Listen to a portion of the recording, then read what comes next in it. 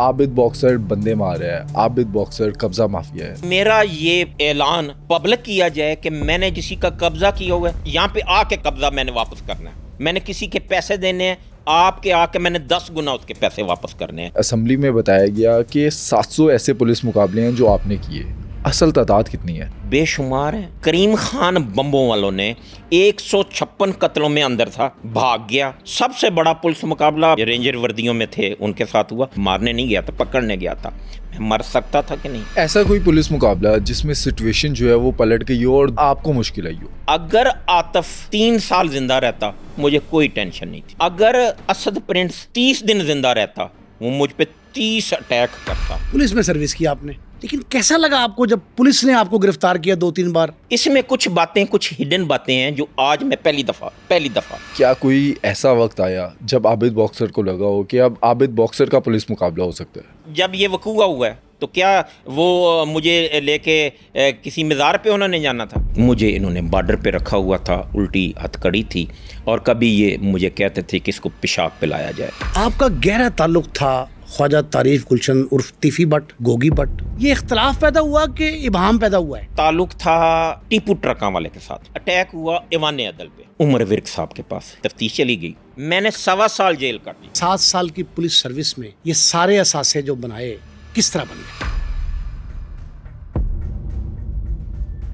मैं बहुत मेहनत और तहकीक के बाद आपके लिए ये पॉडकास्ट को लेकर आता हूँ। अगर आप समझते हैं कि मैंने आपको वैल्यूएबल कंटेंट दिया है तो इस पॉडकास्ट को सपोर्ट करें और अभी सुनो डिजिटल को सब्सक्राइब करें।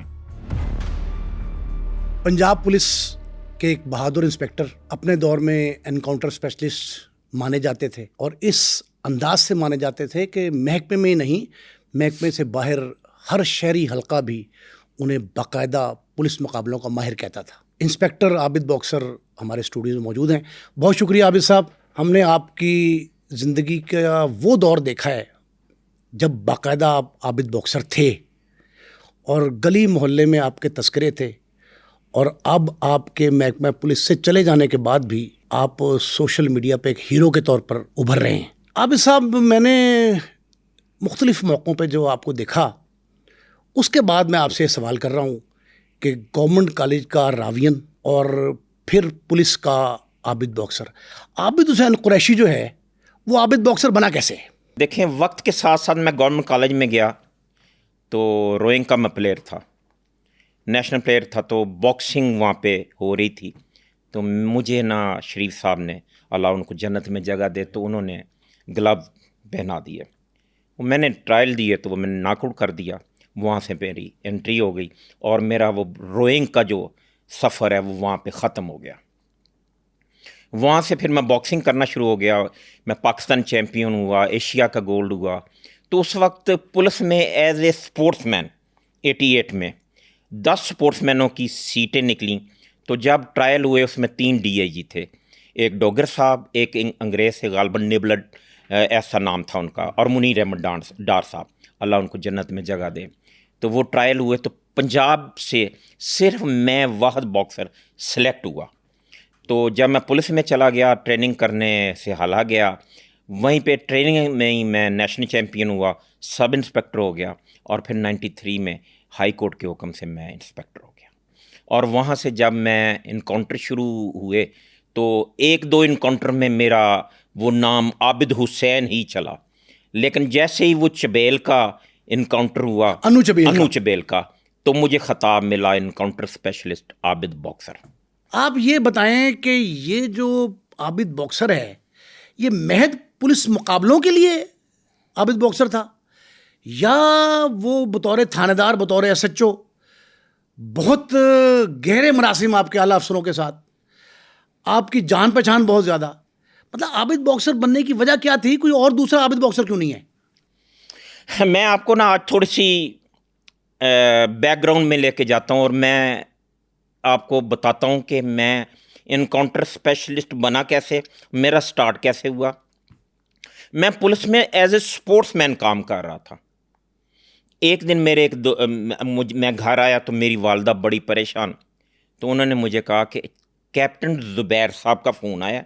उस वक्त कैप्टन जुबैर साहब की तूती बोलती बहुत, एसपी कैंट लाहौर से। एसपी कैंट थे, बड़ा मशहूर, और दूसरी क्योंकि 2 एसपी हुआ करते थे। तो उन्होंने मुझे कहा कि एसपी जुबैर साहब का फ़ोन आया और वो बड़े गुस्से में लग रहे थे, तो कल उन्होंने आपको और इब्रार रिजवी साहब को बुलवाया है अपने दफ्तर 12 बजे। मैं खैर परेशान हो गया। दूसरे दिन मैं यूनिफॉर्म पहनी, इब्रार साहब ने भी पहनी, हम एसपी कैंट के दफ्तर चले गए। वहाँ पे शफीक म्यू उनके रीडर थे। मैंने उनको सलाम किया, मैंने कहा जी ज़ुबैर साहब ने बुलाया। उन्होंने कहा ज़ुबैर साहब ने क्यों बुलाया आपको? आपको पुलिस लाइन से उन्होंने इन्फॉर्म किया है? मैंने कहा नहीं, ज़ुबैर साहब ने फ़ोन किया घर मेरी वालदा को। तो वो हंसने लग पड़ा। उसने कहा क्यों, चूँकि आप महकमे में नए हैं और आपको इस प्रोसीजर का नहीं पता कि जब हम पुलिस लाइन में इन्फॉर्म करते हैं तो वो तब आप पेश होने आएंगे। एसपी साहब ऐसे तो फ़ोन करते ही नहीं हैं।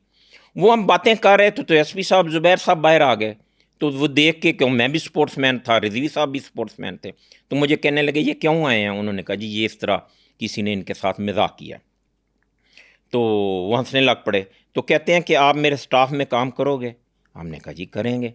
उन्होंने वो ऑर्डर करवा लिए, हम दोनों स्टाफ में आ गए। स्टाफ में आ गए तो जब मैं वो वापस जाने लगा तो रास्ते में वो दोस्त का फ़ोन आ गया कि चाय मेरे साथ पियो। अब हमें कुछ पता नहीं हमारे साथ क्या हुआ। जब हम उन दफ्तर गए तो वो हंस रहे थे, तो समझ आ गई कि इन्होंने मजाक किया। ऐसे नौकरी स्टार्ट हुई। तो ज़ुबैर साहब के साथ जब हम स्टार्ट हुआ तो अगले दिन ही एक कॉल चली कि दुबई और सऊदीया से एक फैमिली आई है और बहुत बड़ी डकैती, उस वक्त धर्मपुरा कहते थे, अब उसका नाम मुस्तफ़ाबाद है। तो वहाँ पे बहुत बड़ी डकैती हुई, जेवर और बेशुमार पैसा ले गए हैं। ज़ुबैर साहब वो जब गए तो वो एक गाड़ी एक्स्ट्रा स्टाफ की थी, हम भी उसमें बैठ के पीछे चले गए। वहाँ पे बड़ा शोर, बड़ा हंगामा, बड़े लोग इकट्ठे हुए थे। तो उनका दामाद जो है ना, वो बहुत बदतमीज़ी कर रहा था ज़ुबैर साहब के साथ, ऊंचा ऊंचा बोल रहा था और ऐसे लग रहा था जैसे वो अभी लड़ने लग पड़ेगा। मुदई फरीक जो था। मुदई फरीक। खैर ज़ुबैर साहब ने वो ऐसा चौका कहा कि इनका पर्चा दे दो। तो जब वो मुड़े तो मैंने उनको कहा कि सर, मैं ये जो इनका दामाद है इसको गिरफ़्तार करना चाहता हूँ। ज़ुबैर साहब ने कहा कि यार खौफ खुदा करो कि इतना बड़ा हंगामा हो रहा है, इतने लोग इकट्ठे हैं, वो बाज़ार बंद करने की कोशिश कर रहे हैं और मैं उनको मुतमिन कर रहा हूँ और तुम कह रहे हो इनके दामाद को मैं गिरफ़्तार करना चाहता हूँ। उनके जहन में आया कि ये आज अब दूसरा तीसरा इसका दिन है, तो शायद इसको पुलिस वर्किंग का नहीं पता। हम वापस आ गए। मैंने फिर रिक्वेस्ट की, मैंने कहा सर मुझे चांस दें, मुझ पे ट्रस्ट करें। मैं उनसे इजाज़त लेके वो गया उनके घर। जाके मैंने उनको कहा जी कि हमने 2 डाकू पकड़ लिए। प्लानिंग आपने खुद की? हाँ जी, खुद की। हमने 2 मुश्तबा पकड़ लिए और एक एल्बम है हमारे पास जिसमें 80 डाकू हैं, तो आप उनको ज़रा चेक कर लें आके। वो दामाद उनका हमारे साथ बैठ गया।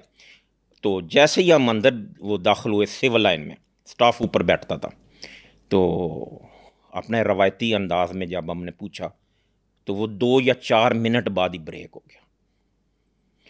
उसने कहा जी डकैती तो मैंने खुद करवाई हुई है अपने दोस्तों से। मैंने जाके ज़ुबैर साहब को बताया तो ज़ुबैर साहब के लिए सरप्राइज़ था। मुझे पूछते हैं कि तुम्हें ये अंदाज़ा कैसे हुआ कि ये इन्वॉल्व है? मैंने कहा ये बार बार कह रहे थे जाओ भज जाओ, उसी पर्चा नहीं कराना, जाओ भज जाओ, उसी पर्चा नहीं कराना। मुद्दई की तो कोशिश होती है कि मैं पहले मिनट में, सेकेंड में मैं पर्चा करवाऊँ, और पुलिस की कोशिश होती है कि हम पर्चा ना दें। और ये बार बार छड़ जाओ, भज जाओ, असी नहीं पर्चा कराना। तो मुझे हुआ कि ये इतना स्पीड से ये कह रहा है। खैर किस्सा मुख्तसर कि वो ब्रेक हो गया। ब्रेक हुआ तो उसने तमाम के नाम दे दिए। जब हमने वो एक मुलज़म था नारोवाल का, वहाँ पे रेड किया तो उन्होंने बताया कि वो कसूर के इलाके माजरा में है। अब ये गौर से यहाँ से बात सुननी है। कसूर के इलाके माजरा इलाका है, वहाँ पे फ़लाँ बंदे के पास वो रह रहा है। हम सुबह हमने गाड़ी लेके तो हम चले गए माजरा गांव। तो वहाँ पे ना बहुत ज़्यादा बड़े बड़े वो उस वक्त वो गन्ने के वो फसल थी, तो गाड़ी दूर से आती ना नज़र नहीं आ सकती थी। तो जैसे ही हम वो करीब जाते गए तो एक ट्यूबवेल था, ट्यूबवेल पे वो जो मतलूब शख्स था जिसका नाम अशरफ और अच्छू था, वो डकैत, वो मसवाक कर रहा था, मसवाक कर रहा था। हमने गाड़ी बिल्कुल करीब वो लगा लिया, हमें फेवर मिली वो दरख्त वो उसकी फसल की, तो वो भागने लगा तो हमने पकड़ लिया। उस दिन मैंने जीन पहनी हुई थी, इब्रार साहब ने भी जीन पहनी हुई थी, टी शर्ट पहनी हुई, और फोर्स जो है वो वर्दी में, कांस्टेबलान और हवालदार जो थे वो वर्दी में। मैंने भाग के वो अशरफ को पकड़ लिया। इन्फॉर्मर ने कहा जी वो है अच्छू, पकड़ लिया। जब पकड़ा तो वो गांव सारा इकट्ठा हो गया, सारा गांव इकट्ठा हो गया, किसी के हाथ में लठ, किसी के हाथ में डंडा, किसी के हाथ में कुछ, इकट्ठा हो गया। उन्होंने कहा ना आप यहाँ से नहीं लेके जा सकते। थोड़ी देर में मैंने देखा तो जहांगीर माजरा, एक बड़ी अच्छी प्यारी शख्सियत है, मुदब्बर शख्सियत है, वो आ गए। वो मजमा लगा जब तो जहांगीर माजरा साहब आ गए तो एक गोल्डन हरूफ उन्होंने कहे, जो आज तक इस बात को तकरीबन 32, 33, 34 साल हो गए मैं कोट भी करता हूँ हर जगह, और मैं उसको अपने लिए एक मशले राह भी समझता हूँ। जहांगीर साहब आए तो मेरी एक मुलाकात है बस ये, लेकिन आज भी मैं उनकी रिस्पेक्ट बहुत ज़्यादा करता हूँ। आए तो कहते हैं, ओए अशरफ साईं तगड़े होण ते सिर ते पहुँच जान ते जोर नहीं लाईदा, माफ़ी मंगी दी है ते रायत लई दी है, चल बह जा अच्छू गड्डी च। क्या कहा गड्डी च बैठ कि साईं तगड़े होण, जोरावर होण ते सिर ते पहुँच जान ते अच्छू जोर नहीं लाईदा, मिन्नत करी दी है ते रायत लई दी है।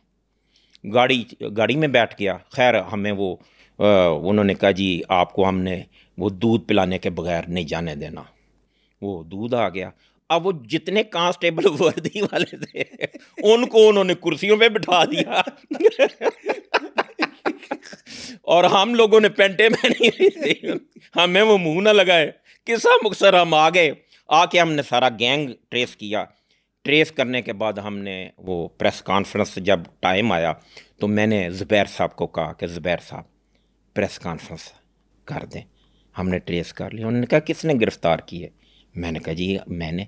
उसने कहा फिर प्रेस कॉन्फ्रेंस भी तुम करो, ये तुम्हारा क्रेडिट है। उसके बाद 3, 4, 5 ऐसे वाक़यात हुए। रज़ा हलाकू मतलूब था, मोस्ट वांटेड। हम निकले नाश्ते खाना खाने के लिए तो वो चौक में मिल गया। फिर एक महमूद उर्फ मुद्दा हवालदार था, उसको एक टॉप 10 इश्तिहारी ने फायर मारे।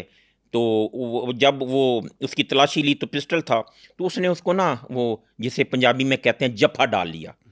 तो उसको पकड़ा तो उसने पिस्टल से ना उसको उसके पेट में 2 फायर मार दिए।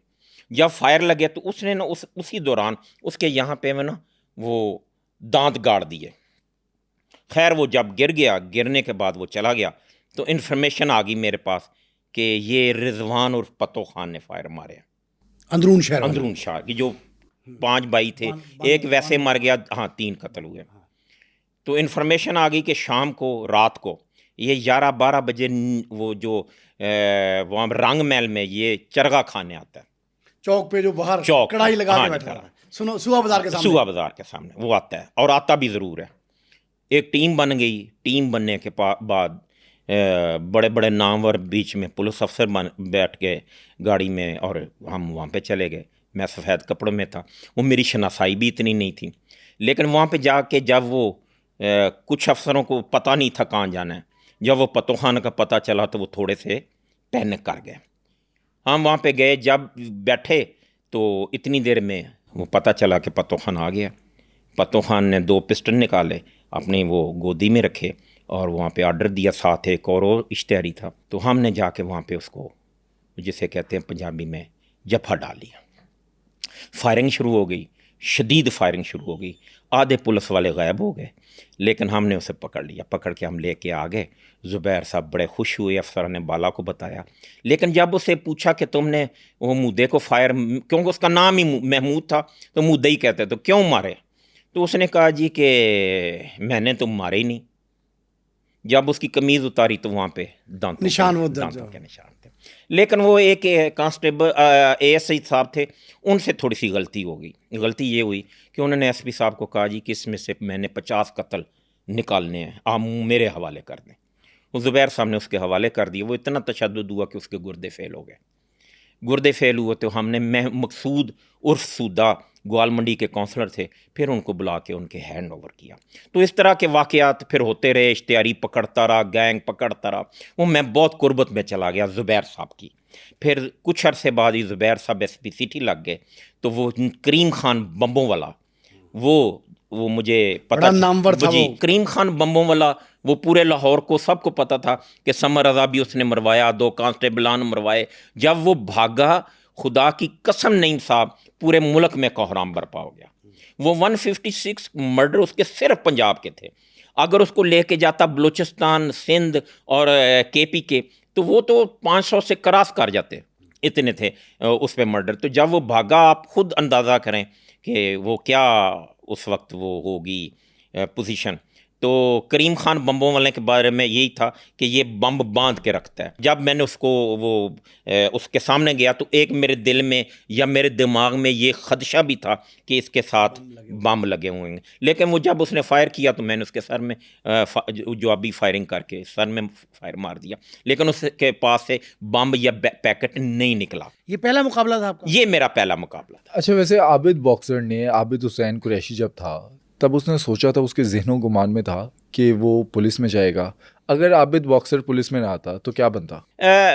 सही बात, अगर आप इसकी बनावट ना करूं, मेरी मार्केट थी आबिद मार्केट इलामा इकबाल टोन, अच्छी मार्केट थी, बड़ा जायज़ उसमें से मुझे जब मैट्रिक में था बनी, जायज़ उसमें से किराया आता था। तो आज भी मेरा गुजारा शायद उसी किराए पे होता तो ठीक है, या फिर प्रॉपर्टी का अच्छा काम करता एक, लेकिन शोहरत इतनी ना मिलती। अच्छा, पुलिस मुकाबला आपने किया, जैसे आपने बताया पहला पुलिस मुकाबला, तो कोई ट्रेनिंग वगैरह कि किस तरह से होना है, या बस मौके पे हुआ और हो गया, गोली मार दी उसे? नहीं, ऐसा नहीं है। हमें बाकायदा, हम 256 हम बैचमेट थे, सबको फायरिंग की ट्रेनिंग देते हैं। लेकिन वो ट्रेनिंग कोई अपने दिल से लेता है ट्रेनिंग, कोई उसको वो जिसे कहते हैं कि वक्त पाओ प्रोग्राम होता है। तो ठीक है, मैंने वो फायरिंग की ट्रेनिंग ली। बाद में भी आके जो हमारी इसको फायरिंग रेंज कहते हैं, मैं वहाँ पे जाता था। वो हर महीने हमें वो बुलाते थे। हमारे बैचमेटों में कोई नहीं जाता था, मैं जाता था, जाके मैं ट्रेनिंग करता था।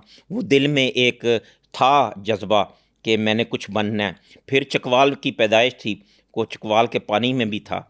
तो चले फिर वो फौज और पुलिस में चकवाल क्या असर तो होना चाहिए अच्छा, था। अब आप ये बताएं कि देखें, आपको असले का शौक तो शुरू से ही था ना? जी, ठीक हो गया। आपके पास ये मशहूर है बात कि वो बंदूकें, वो पिस्टल हैं जो बहुत कम किसी के पास हैं। ये शौक पुलिस में आने के बाद हुआ है, असला रखने का, देखने का, चलाने का, तीनों शौक, या पुलिस से पहले ही था? जब मैं पुलिस में आया तो मेरी तकरीबन 18.5 साल उम्र थी। उस वक्त लाइसेंस बन नहीं सकता था, तो इलीगल वेपन रखने का मेरे जहन में ना कभी आया और ना कोई तुक बनता था। जब मैं महकमे में आया, फिर मैंने अपने लाइसेंस बनवाए, मुझे लाइसेंस गवर्नमेंट ने बना के दिए, फिर मैंने उन पे अच्छे वेपन रखे। कितने लाइसेंस हैं आपके पास? मेरे पास दर्जन से ज़्यादा के हैं। दर्जन से ज़्यादा के? प्रोहिबिटेड भी हैं। अच्छा, ममनुआ बोर जो है जी हैं। तो वो कैसे इस्तेमाल करते हैं, क्या करते हैं आपके ठीक गन में? नहीं, कुछ भी नहीं। अब देखें, जब से देखें किसी अच्छी चीज़ को, जब कोई अच्छी चीज़ हो रही हो ना, तो आपको चाहिए कि सबसे पहले आप इम्प्लीमेंट करें। यहाँ पे असले की नुमाइश होती थी, तो हम 3-4, मेरा कज़न अली, हमारे एक पार्टनर हैं, वो मजहबी शख्सियत थे, तो उनके पास 3-4-5 उनके पास गनमैन हुआ करते थे, अली के पास होते थे, मेरे पास होते थे। तो हम किसी भी जगह जाते थे तो फुल प्रोटेक्ट जाते थे, ठीक है। लेकिन जैसे ही वो असले की नुमाइश उन्होंने ममनुआ कर दी, उस पर वो बैन लगा दिया, तो सबसे पहले मैंने अपनी बंदूकें जो पैक की, सबसे पहले मैंने उनको अलमारी में रखा। लेकिन अब ये तो नहीं हो सकता कि मैं अपने घर में अपने बच्चों की हिफाजत के लिए भी ना रखूं। तो वो बवक्त ज़रूरत या मेरे गन मैन उनके पास घर के अंदर होती है, वैसे हम ना नुमाइश करते हैं ना कैरी करते हैं। फेवरेट वेपन कौन सा है, और अभी आपके पास कौन कौन से वेपन्स हैं? ग्लॉक फेवरेट वेपन है और SMG फेवरेट वेपन है, दोनों हैं। और सबसे ज़्यादा यूज़ कौन सा किया आपने? ज़िंदगी में कलाशन ही इस्तेमाल कीजिए। पुलिस में सर्विस की आपने, राब्ते रहे, प्राइड भी आपको, प्राइड है पुलिस के, ये सारा कुछ है, लेजेंड कहा गया आपको। लेकिन कैसा लगा आपको जब पुलिस ने आपको गिरफ्तार किया 2-3 बार, और कैसा लगा आपको जब पुलिस ने आपके घर पे रेड किया? मुझे एक बार गिरफ्तार बस किया, ठीक है। मेरे पे जब भी कभी इल्ज़ाम लगा, मैं अपना बिस्तरा, बोरिया बिस्तरा उठा के पेश हो गया कि जी मैं आ गया हूँ, आप मेरे पे जो भी इल्ज़ाम है इसकी अच्छी तरह तफ्तीश तस्दीक कर लें। पहली दफ़ा उन्होंने मुझे गिरफ़्तार किया। एक दिन पहले मुझे लेजेंड ऑफ पंजाब पुलिस सुनहरी हरूफ के साथ वो वॉल पे लिखा गया, एक दिन पहले। और दूसरे दिन मेरे घर पे रेड कर दिया। एक ऐसा डीएसपी उसको लीड कर रहा था जिस पे मैंने पर्चा करवाया हुआ था। किस दौर में? ये 2 साल पहले, ठीक है, 2023 में। लीड कर रहा था उसको। तो मेरे पे इल्ज़ाम ये था, पहला लगा कि मैंने एक एएसआई को धमकी दी है, एक एएसआई को, कि 13 साल पहले उसका भाई कत्ल हुआ था और मैंने उसको कहा कि फ़लाँ बंदे के साथ सुलह कर लो, चौधरी अंजम के साथ, और ये मेरा उन्होंने पर्चा दे दिया, पहला पर्चा।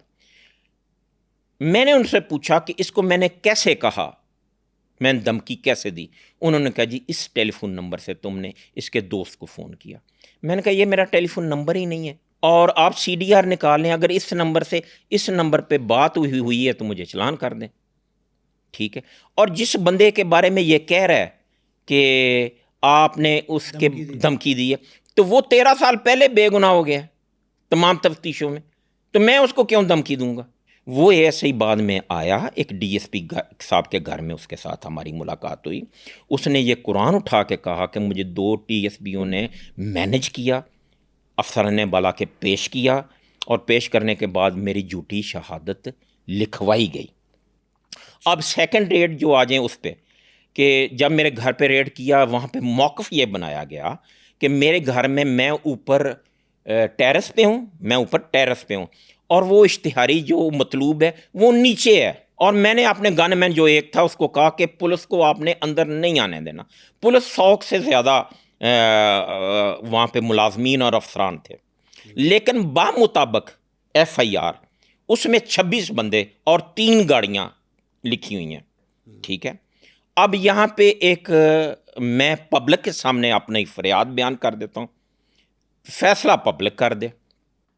FIR में उन्होंने लिखा हुआ है कि हमें इतला मिली कि एक इश्तिहारी इसके घर में है।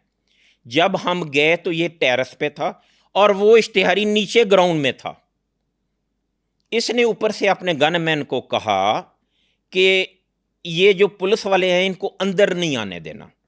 हमने चादर और चार दीवारी का ख्याल रखते हुए अंदर दाखिल हो गए। वो इश्तिहारी भी भाग गया, बामुताबिक FIR 26 बंदों में और 3 गाड़ियां, और आबद बॉक्सर भी पैदल राइफल छीन के भाग गया। राइफल किसकी? सरकारी मुलाजिम? सरकारी, ठीक है। इसका फैसला पब्लिक कर दे, आप कर दें। 26 बंदे आए हैं मेरे घर, बामुताबिक FIR, वैसे 100 से ज़्यादा थे। इश्तिहारी भी नहीं पकड़ा गया और मैंने भी 26 बंदों से राइफल छीनी और मैं भाग गया। जब वो हमारी रिट हो गई, सेशन कोर्ट में दरख्वास्त हमने दायर कर दी। अली ज़िया बाजवा साहब एक सख्त गिर जज हैं, उनके पास रिट लग गई। इन्होंने मुझे मैसेज भेजा, मुझे इन्होंने बॉर्डर पे रखा हुआ था, उल्टी हथकड़ी थी, और कभी ये मुझे कहते थे कि इसको पेशाब पिलाया जाए। ये कौन कहता था? बस छोड़ें, मैं उसकी रीज़न दे देता हूँ। तो कभी तशद्दुद करना, मूवी बना लेनी, या कोई इस तरह का रवैया। मुझे पैगाम आया कि अगर हम कंप्रोमाइज़ कर लें तो तुम्हें कोई इतराज़, तुम्हारा कोई गारंटर। आरिफ याकूब साहब हैं, साबिक एडिशनल एडवोकेट जनरल, उनको बुलाया गया। उन्होंने कहा कि जी मैं गारंटर हूँ। ये मुझे लेके DIG साहब के पास चले गए। DIG साहब ने कहा, अच्छे तरीके से वो बोले, उन्होंने कहा कि आप ना इस DSP के साथ सुलह कर लो। मैंने कहा जी ठीक है। उन्होंने कहा जी कोई प्रेस कॉन्फ्रेंस नहीं, कोई रिट वापस, सेशन कोर्ट से रिट वापस, आपकी बीवी प्रेस कॉन्फ्रेंस करने लगी है, उसको मना कर दें। हम ये तमाम पर्चे खारिज कर देंगे, और ये जो पर्चा हमने दिया 216 का, ये भी हम वक्त के साथ ख़त्म कर देंगे। वो खैर मैंने कहा जी ठीक है, ठीक है, मैं आज भी उस बात पे कायम हूँ, मैं आज भी उस बात पे कायम हूँ। मैं इसके लिए अगर आप मुझे एक वकूआ में बयान करने की, हाँ प्लीज़। इंसानों की ना ज़बान, 6 फुट का इंसान होता है तो सिर्फ ज़बान से उसका पता चलता है। अकरम पीला एक नामवर आदमी था, साबिक एमपीए। या उसकी ना, जब मैं बाटापुर में as a UT under training था तो एक कांस्टेबल ने ये मुझे बात सुनाई। उसने कहा अकरम पहलवान की एक फ़ौजी के साथ दुश्मनी थी, सलीम फौजी। फ़ौजी के साथ उसकी कुरान पे सुलह हुई, अकरम पहलवान की।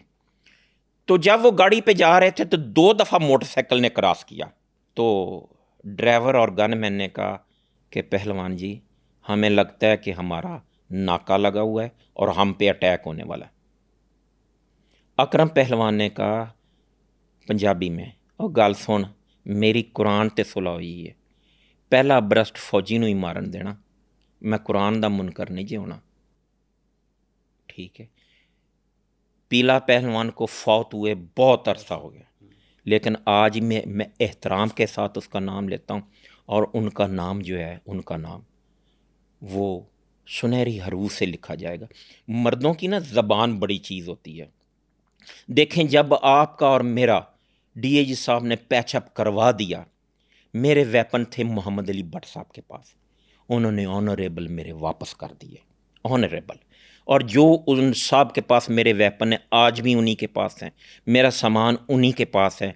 ठीक है, एक और इंस्पेक्टर के पास मेरे प्रॉपर्टी के पेपर है, वो वापस आ जाएंगे। नहीं, ये लाइसेंसी वेपन से, लाइसेंसी उसके लाइसेंस साथ ले गए वो? नहीं, वो गधे ले गए ना, लाइसेंस ले गए।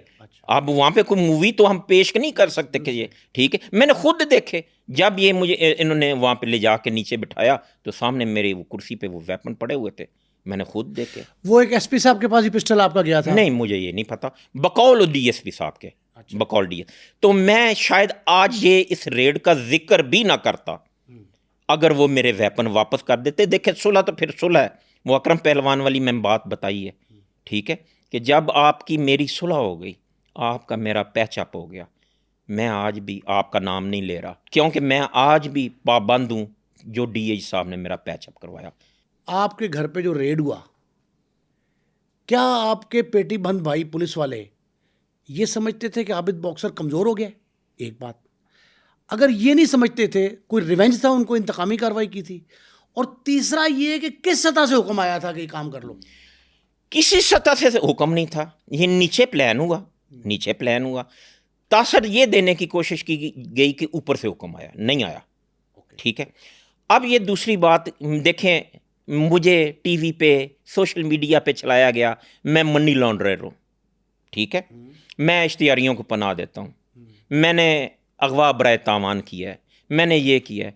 फिर क्या बना? आपने मेरे पोस्टर लगाए, मेरी मस्जिदों में ऐलान करवाए। मैं देखें, आपको अभी एक काबिल एहतराम शख्सियत जहांगीर माजरा बात बताई कि तगड़े माड़े दी कोई लड़ाई नहीं, जब वो तगड़ा आदमी आप तक पहुंच जाए तो फिर मिन्नत करनी चाहिए। तो मेरी मिन्नत ही थी, ये तगड़े थे, मैं कमज़ोर था, मैं मानता हूँ। नहीं, आपका तो ताल्लुक बहुत गहरा है, आपके क्लास फेलो आपके साथ पढ़ते रहे सीसीपी और। लेकिन सर जी बस छोड़ दें, मुझे बुलवाया, मुझे, हाँ जी, बिलाल साहब ने बुलवाया। ये मैं इंग्लिश कर रहे थे, मैं पॉलिटिकल साइंस कर रहा था, मुझे बुलवाया, ऑर्डर दिया कि इसका वेपन वापस करो। आगे से मजाक उड़ाया गया, आज तक कोई चीज़ नहीं वापस है। उनके माता तो ने हुक्म नहीं माना उनका? सारी क्या कह, मैं कह रहा हूँ कोई चीज़ वापस नहीं आई। जो एक डीएसपी साहब के पास है, जो मोहम्मद अली भट्ट साहब के पास थी, वो सारी चीज़ें वापस आ गई, बगैर मेरे कहे, बगैर मेरे मांगे। और जिनके साथ कुरान पे सुलह हुई, या मैंने खुद कहा कि आपकी मेरी सुलह कुरान ज़ामन है, मैं पहल नहीं करूँगा, मैं आज भी नहीं, मैं उनका नाम भी नहीं ले रहा, उनकी दिल आज़ारी ना हो, लेकिन मेरी इतनी गुजारिश तो है। और एक और बात, इसमें मेरे किसी कांस्टेबल ने मोबाइल फ़ोन उठा लिए बच्चों के, किसी ने शूज़ उठा लिए, किसी ने कुछ उठा लिया, मैं क्लेम ही नहीं करता, मुझे पता है आपके घर से चोरी हुई? जी, मैं क्लेम ही नहीं करता वो चीज़ें, लेकिन जो चीज़ें मैंने खुद देखी हैं वो तो मेरी वापस हो जाए। चले कोई और मौजू अगर आपके ज़हन में आया तो। आज के दिन तक आपके ऊपर कोई मुकदमा है? मेरे पे एक मुकदमा है जी, सिर्फ। कौन सा? जो ये मेरे घर पे रेड हुआ। उसका क्या बना अब तक? कुछ नहीं, मेरे पे दहशतगर्दी की दफ़ात लगाई गई, कोर्ट ने तोड़ दी। और मेरे पे ये देखें, मैं आपको, मेरे पे एक दफ़ा है कि एक दफ़ा उन्होंने लगाई हुई है कि पब्लिक प्लेस पे असले की नुमाइश करने पे ये दफ़ा लगेगी, ठीक है, ये एक है। तो मेरे घर के अंदर जो है असला, Public place। उसको पब्लिक प्लेस बना दिया है, तो वो असले की नुमाइश भी है। लेकिन मैं, अगर आपकी इजाज़त हो, तो मैं IG पंजाब सुहेल ज़फ़र चट्टा साहब, IG पंजाब, CM साहबा, मैं एक मिसाल से समझाना चाहता हूँ। मैं साहिब हैसियत हूँ, मेरे पे झूठा पर्चा हुआ, मेरी तरफ से 3 बार के सदर पेश हुए, ठीक है। आज़र लतीफ़ ख़ान साबका सदर, आसम चीमा साबका सदर, मुनीर भट्टी मौजूदा सदर, अब चेंज हुए हैं, 3 सदर। मेरी आज तक 2.25 साल झूठे पर्चे से जान नहीं छूटी। मैं पैसे लगा रहा हूँ, मैं अपनी एनर्जी वेस्ट कर रहा हूँ, मैं तारीख पे, पेशियों पे पेश हो रहा हूँ। जो बेगुनाह किसी की नफ़रत में, किसी की शरारत में ये जो लिस्टें बन जाती हैं, इसमें आते हैं और फिर पकड़ के हम उनको अंदर दे देते हैं। उन पे क्या गुजरती होगी, मैं आपसे नहीं सब पूछता हूँ, मैं पब्लिक से पूछता हूँ। ये मैंने कोई तासर देने के लिए नहीं कि मैंने बार के सदर पेश कर दिए, 3 पेश हुए, कुछ भी नहीं। 2.25 साल से मैं पेशियाँ भुगत रहा हूँ झूठे पर्चे में।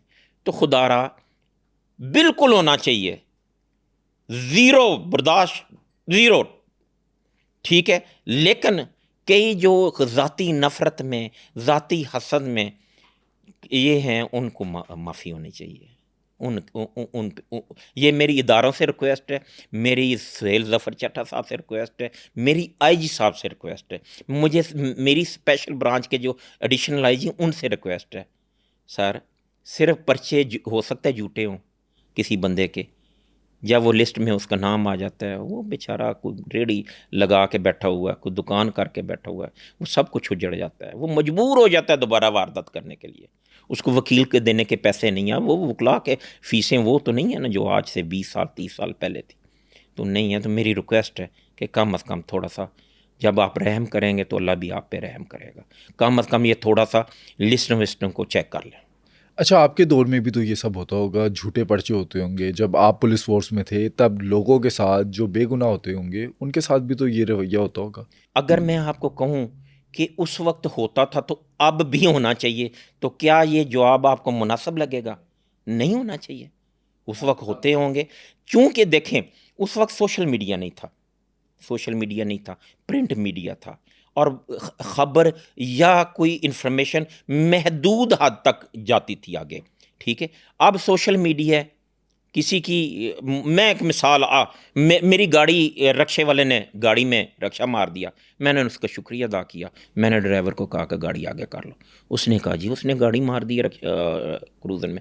मैंने कहा अभी यहाँ पे मूवी बन जाएगी और थोड़ी देर बाद ये होगा कि आबद बॉक्सर ताकत के नशे में चूर, गरीब रक्शे वाले का अशर कर दिया, गरीब रक्शे वाले को मारना शुरू कर दिया, गरीब रक्शे वाले को का ये अशर कर दिया। मैं क्या गाड़ी मैं बनवा लूँगा, लेकिन ये अगर ये प्रोपेगेंडा हो गया तो ये शायद मेरे से संभाला ना जाए।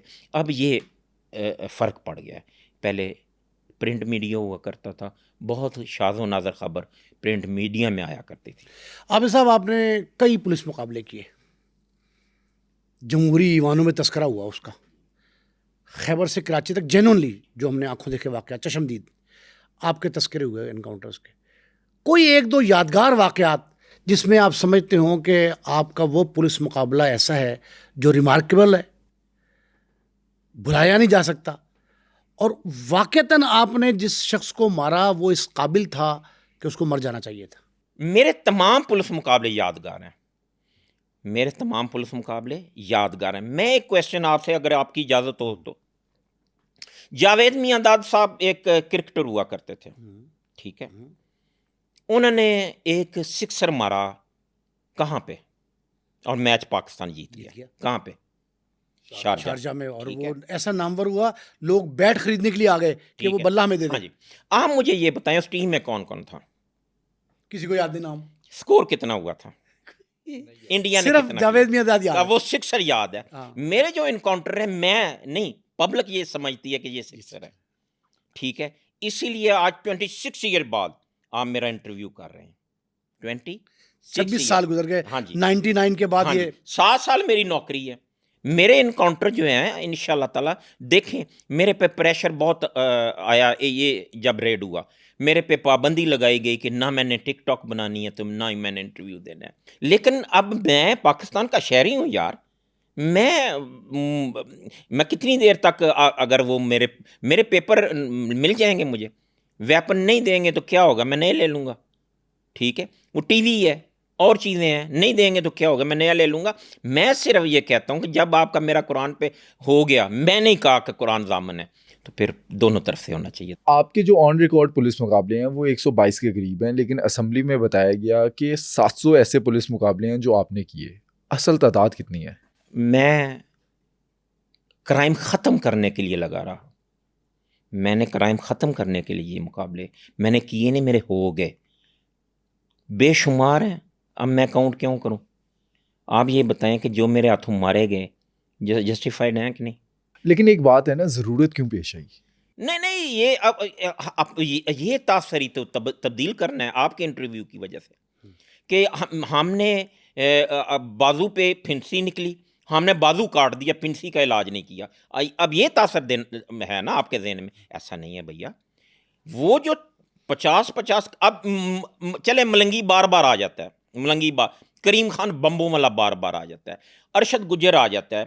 मैं तीनों का कहता हूँ, आप ये बताएं, करीम खान बम्बों वालों ने 156 कत्लों में अंदर था, भाग गया, पकड़ने वाला ऐसे ही मर गया, 2 कांस्टेबलान मर गए। जब वो 126 कत्लों में अंदर था और ये कहता था कि अगर MQM वाले मुझे ले गए तो वो मेरे पीसेस करके कुत्तों को डालेंगे, क्योंकि उसके बंदे उन्होंने उसने मारे हुए थे। तो आप मुझे ये बताएं कि वो जब दोबारा पकड़ा जाने लगेगा तो वो क्या करेगा? एक दूसरा आ जाए जी, मलंगी पुलिस कस्टडी से भाग गया, भागने के पास उसने ग्रेनेड मारे अपना जी थाने पे। तो क्या समझते हैं कि अगर मैं उसको बाइज्जत तरीके से स्पीकर पे कहूँ कि मलंगी भाईजान आए, आपको मैं सैंडविच भी खिलाता हूँ और आपकी गिरफ्तारी डालता हूँ, ऐसा नहीं है। मैं आपको आज बात बताऊँ, जब मलंगी मारा गया था तो मेरी ज़िंदगी का बड़ा तकलीफ़ दे लम्हा था।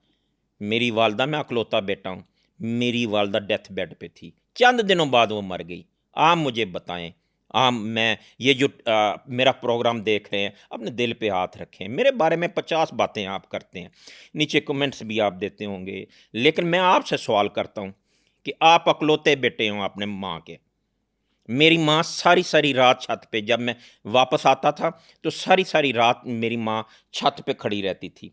तो मैंने आके रात को 3 बजे 4 बजे हॉर्न ज़ोर से देना, तो मेरे गन मैंने कहना कि साहब जी ये तुसी हान रात में 3 बजे खाली पार्किंग दे रहे हो। मैं अपनी माँ को कहता था कि मैं आ गया हूँ, ताकि मेरी माँ सो सके। आके मैं ज़ोर से दरवाज़ा बंद करता था ताकि मेरी माँ को पता चले मैं आ गया हूँ। मना नहीं करती थी आपको कि पुलिस मना मुकाबले, करती थी, क्लैशिंग रोती थी, रोती थी। एक एक बेटा है। थोड़ी देर जब ये कौमे में थी, ठीक है, हमीद लतीफ़ में, तो मलंगी मारा गया तो डॉक्टर ने कहा आपके बेटे ने बहुत बड़ा इश्तिहारी मारा है। तो कहती हैं कि मेरा एक एक बेटा है, मेरा एक एक बेटा है। जब ये क्लैशन इस पे लोग चलाते हैं और ये लोगों के पे चलाता है, तो डॉक्टर साहब मैं सोती नहीं हूँ। जब इसकी औलाद होगी, इसको पता चलेगा कि औलाद की तकलीफ़ क्या होती है। आज मैं रोज़ अपनी माँ को याद करके रोता हूँ, क्योंकि जब मेरा बेटा लेट आता है तो मैं उसको 40 फ़ोन करता हूँ कनाडा में कि पुत्र तू घर पहुँचे हैं कि नहीं, बेटे तू घर आया है कि नहीं, तूने क्या खाया। तो ये बातें कर देनी, ये मंसूब कर देना, ये गैंगस्टर, ये फ़लाँ, ये है तो आसान किसी के लिए, जब अपने पे बीतती है तो बहुत सारे 14 तबक रोशन होते हैं। तो मेरा गिला तो कोई नहीं है, लेकिन मैंने मुझे आप बताएं, मैं मलंगी को मारने नहीं गया था, पकड़ने गया था। मैं मर सकता था कि नहीं? तो जी जो मेरी माँ कौमे में थी वो वक्त से पहले ही मर जाती, 5-6 दिन जिंदा रही, पहले ही मर जाती। एक एक बेटा था मैं उसका। तो कुछ जो मैंने किया है, मुझे उसका कुछ ना दें, मिले ही कुछ नहीं। क्या मैंने प्रमोशन ली, क्या मैंने पैसे लिए, क्या लिया? हेड मनी नहीं मिलती थी? कुछ भी नहीं। सब नहीं, सबको इनामी मिली, तरक्की तो पुलिस मुकाबलों के बाद बाकायदा अनाउंस एक में भी नहीं, अनाउंस ही किया गया। और दूसरी बात, 10-10 लाख रुपए इनाम था, कहाँ गए वो पैसे? मैंने क्लेम किए? मैंने तो क्लेम भी नहीं किए, ना दिए ना क्लेम किए। ठीक है, अब ये बात तो नहीं है ना यार। फिर अगर मैंने पैसा भी नहीं लिया, मैंने प्रमोशन भी नहीं ली, और मैंने ये दुश्मनियां ली, तो मुझे हासिल असूल क्या हुआ? और मैंने किस लिए किया? मैंने अपने अपने रियासत के लिए किया, अपने लाहौर के लिए किया, पंजाब के लिए किया, पाकिस्तान के लिए किया। इसको अंडरस्टैंड करें। मेरा क्या फ़ायदा था इन लोगों को मार के? बताएं मेरा कौन सा जाली पुलिस मुकाबला है जिसमें किसी ने क्लेम किया है या किसी ने मेरे पे इल्ज़ाम लगाया? कुछ भी नहीं। लेकिन हेडलाइन चलेगी वो सोशल मीडिया पे, जाली पुलिस मुकाबलों से शोहरत पाने वाला आबिद बॉक्सर। कुछ भी नहीं है। बताएं कौन सा मेरा जाली पुलिस मुकाबला है? अखबारों में आया ताहिर प्रिंस का पुलिस मुकाबला, मैंने सबसे किया ही नहीं, बदनाम। मैंने किया ही नहीं। तो अखबारों में क्यों लिखा जाता है? तो यही तो कहता हूँ। मेरे से एक जर्नलिस्ट ने क्वेश्चन किया ऐसे ही। उसने कहा जी आप लाहौर में बड़े कब्जे करते हैं। मैंने कहा आपको किसने कहा? उन्हें कहा लोग कहते हैं। मैंने कहा यार आप कहाँ रहते हो? उसने कहा सामनाबाद। मैंने कहा आपने कल जो मोबाइल उठाया अपने दोस्त का, उसका क्या बना? उसने कहा जी किसने कहा आपको? मैंने कहा लोगों ने। कहता है कौन से लोग? मैंने कहा जो मेरा कहते हैं कब्जे का। आबिद साहब, सबसे ज़्यादा जो आमना सामना हुआ ना आपका आतिफ चौधरी के साथ हुआ, और कई बार हुआ, जी जी। वो किस्सा क्या है? क्या कोई बंदा ऐसा पाकिस्तान में क्लेम कर सकता है कि एक ही क्रिमिनल के साथ उसके 4 पुलिस मुकाबले हों? कोई नहीं है। ठीक है, इसमें कुछ बातें, कुछ हिडन बातें हैं जो आज मैं पहली दफ़ा क्योंकि आपके प्रोग्राम में आया, आपने मुझे इज्जत दी, आपने मुझे मौका दिया बयान करने का, तो पहली दफ़ा आतिफ चौधरी की इन्फॉर्मेशन आ गई। लाहौर में कत्ल गारत अरूज पे थी। उसके पास एक जिन था जिसका नाम असद प्रिंस था। उसके वो पास कहते उससे बड़ा था वो। असल ताकत वो थी आतिफ की।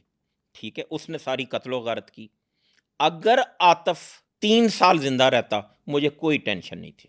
अगर असद प्रिंस 30 दिन जिंदा रहता वो मुझ पे 30 अटैक करता।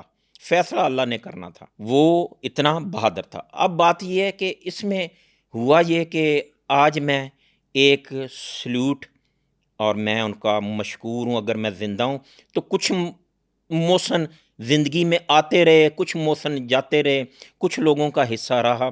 आज मैं गुलाम मोहम्मद कलियार साहब का शुक्रिया अदा करना। जो एसएसपी थे। जी एसएसपी। हम 4 बंदे थे, 4, और हम में से एक बंदे ने भी नहीं बचना था।